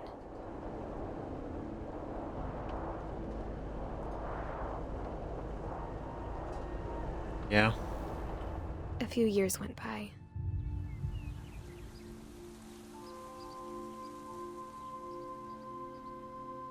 This is so creative. My mom didn't like to talk about it. But she started getting sick a lot. The rest happened pretty quickly. Oh, shit. She got better for a while, and then she didn't. And then I was alone.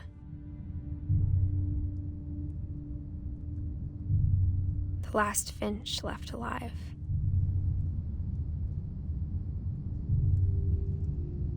Until I found out about you. I'm still not sure what to tell you about all this. If we lived forever, maybe we'd have time to understand things. But as it is, I think the best we can do is try to open our eyes. And appreciate how strange and brief all of this is. Yeah.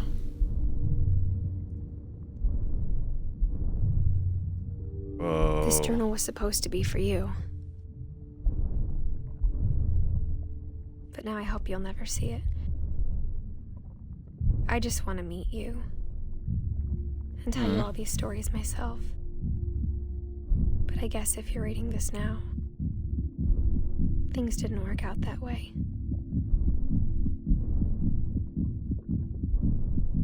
What?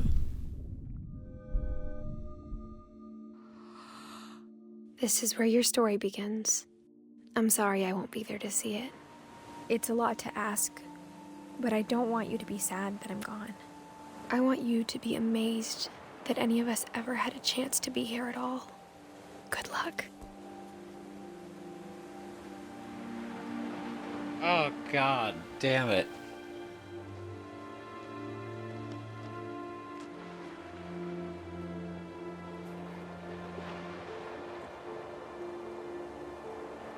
God. Of a story by that wait. For Shirley Dallas, 1948-2013.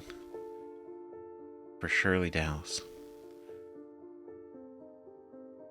Oh my God, that's Ian Dallas. Guess these are their kids. That's wholesome. But oh my God, that was it. We did all the stories. Holy shit. Oh my God.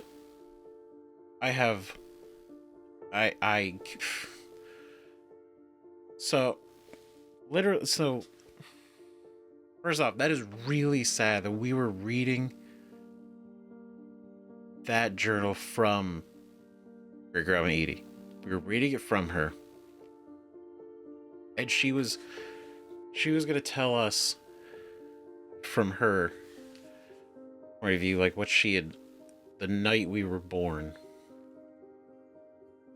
And it kills me. It's like, what was it gonna be? Because I feel like, I mean, obviously, maybe nothing really beyond that is like fundamentally like important, but it was still like, it still would have been a really good story to hear.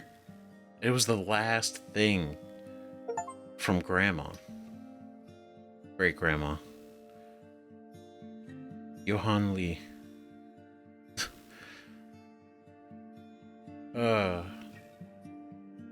damn it. And then literally she gets dragged to the car and they leave, and then that's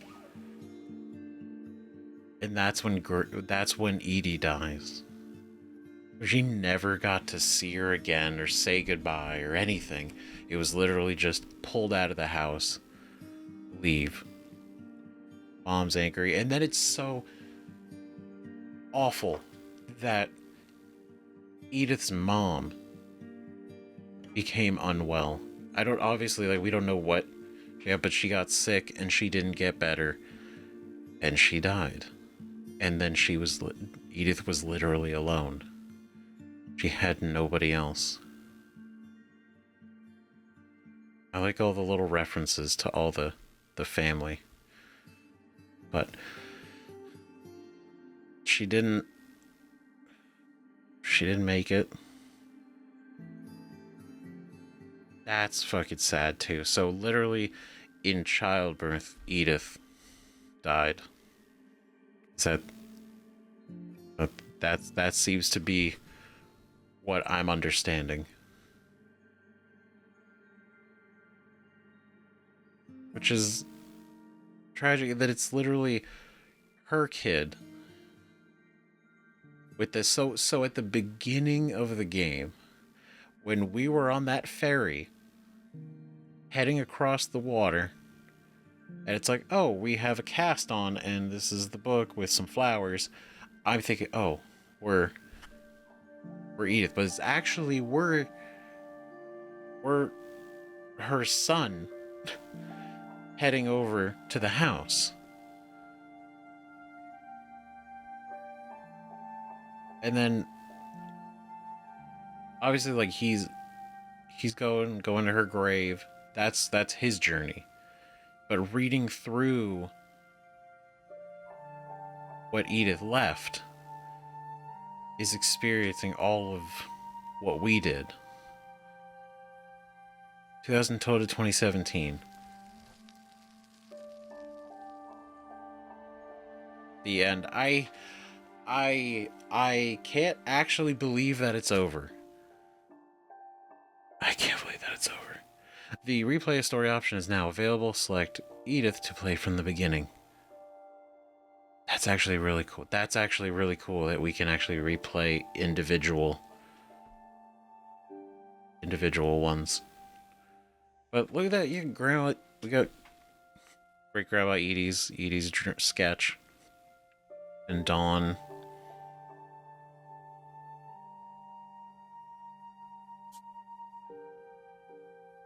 Edith still doesn't have a date, but imagine we saw in the gravestone 2017. So, oh my god, this was it.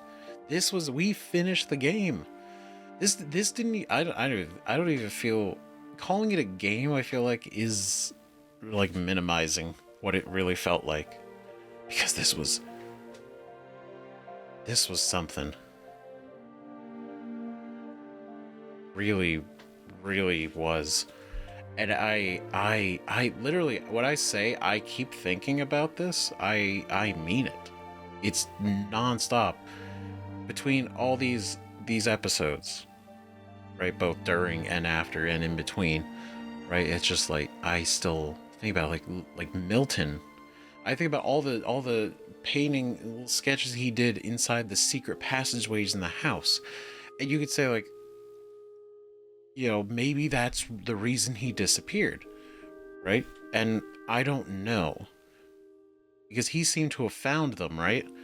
But the fact that Dawn, right, blames Edie for his disappearance is what makes me think maybe there was a secret passage that he got like caught in or stuck in, right? Maybe he disappeared, or he went through one and ended up outside the house somewhere or something. I don't know. We don't know. That's the mystery of it. And him going through a magic door and disappearing, I guess, is probably the best way to cope with that. And then Gregory, that was so sad. And Gus, he didn't deserve that either. Lewis was, my God, Lewis, the poor guy. He seemed like such a chill dude, to where like his situation, I don't want to say like, oh, it could have been avoidable, because I don't know. It just seems like he was really, it seemed like he was working with somebody, obviously, like the psychologist, but I guess maybe she underestimated how deep he was really in. The fact that he made the decision to end it because he hated himself. He hated the version of him that worked at the cannery. And he was way more, he felt way more real in the imaginary version of himself. Right? And even then, he just kept going in his imagination, right? Like, even while he was going through kind of like a very simple dungeon, right? And then it got a little bit more advanced, a little bit more detail. Like, his imagination's growing and expanding, right? And he's got a town, and there's musicians, and then he's thinking about starting a band, and then he gets voted mayor, and he holds the election, and he gets voted in, and it's like, wow, that's great. But then he moves on immediately, and he gets on a boat, and then he starts conquering other places, right? And he's just going, and it in a way also doesn't feel like enough, as well, which may be something, I feel like that says something. Even in his imagination, everything that he accomplishes and does still doesn't really feel like enough. Like, even mentioned that he became king, it didn't seem like that was the end. Like, that was the end goal. Like, he was like very satisfied with that. It just always seemed like he wanted more and more. But man, and then Sam dying in front of Dawn as a kid.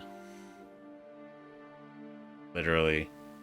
Absolutely. That sucks for Sam, but that I feel like so bad for Dawn. Like, that's horrible.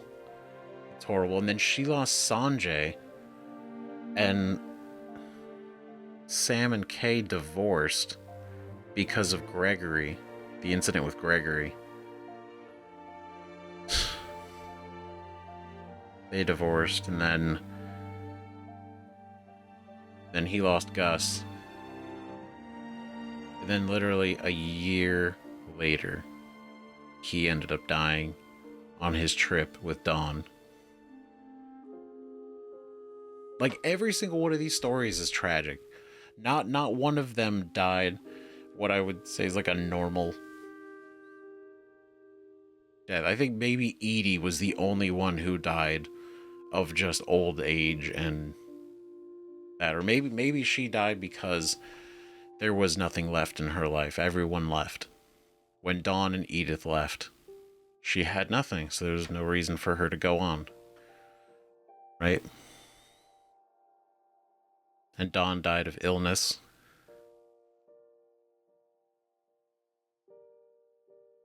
But it's curious that the two that are up to like real big interpretation are Milton and Barbara, because there's not a very definitive this is what happened. Like, I speculated already on my thoughts on Barbara, but it's so cool. It's so cool. So I could literally talk about this for like another several hours, probably alone, and we have. So I want to hear what you guys have to say. What are your thoughts about all these? Thank you so much for watching. Oh my god, What Remains of Edith Finch? Absolutely 10 out of 10 game. Oh my god, what an experience. This is so cool. I'm so glad we did this. So glad we did this.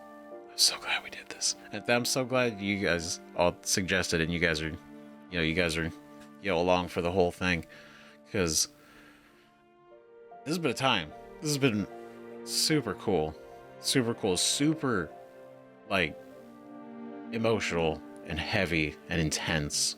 But man, what a story! What a story! So interesting. And each little thing, each one having a different like gameplay, was so interesting. Like Lewis's by far, I think, was probably the coolest. That was hands down probably the coolest one, right? But Molly's, I think, was a close second. Just like mechanically, like playing it out, it was very cool. Like Lewis having kind of like the dual experience at the same time, and then Molly going through like the different creatures, right? The different animals and how they move and do everything. Right, and then after that, Barbara's was cool, just because like the aesthetic, the comic book look, right? And the fact that they literally got John Carpenter's Halloween theme for it, very fucking cool. But yeah, the fact that it was that, and then Calvin, like, you had the swing, and like the entire time it started like, oh, this is neat, and then the more it was talked, the more like it started to feel real unsettling, and then it started to get a little too real, and then it happened and he died. I was like, oh shit. But yeah, and then Sam having the photos, like him out there with the camera taking pictures of Dawn, that was neat. Gregory in the bat, that was cool too, right? Gus is like moving the kite through the words. That was really neat.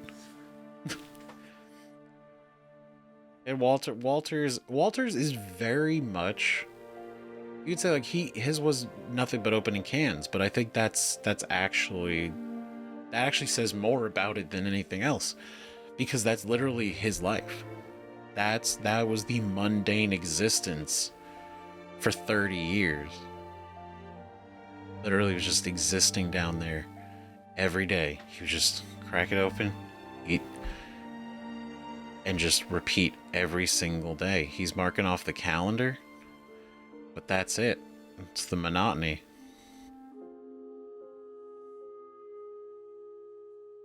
That was really good. I feel like that was really good for his. It felt like it really fit. And then Edith being pregnant, then giving birth to her kid. And then this is the journal that's left to him. It's fascinating. I don't know. It's just really cool. Like I said, I'm gonna stop rambling, because I keep getting wrapped up in this because I think it's so cool. I think it's so interesting. This is so neat. So let me know what you guys think. Seriously, really appreciate it that you guys have both suggested it and have been hanging out and having the experience alongside us. It's been really, really cool. Now, if you have any other ideas for games, whether in the same vein as this or just anything off the top of the head, right? I know a number of you has already suggested other games, right? So I just want to kind of put that out again since we finished this one. That's super cool. So let me know. Let me know. So see you guys in the next video, whatever that ends up being. Bye bye.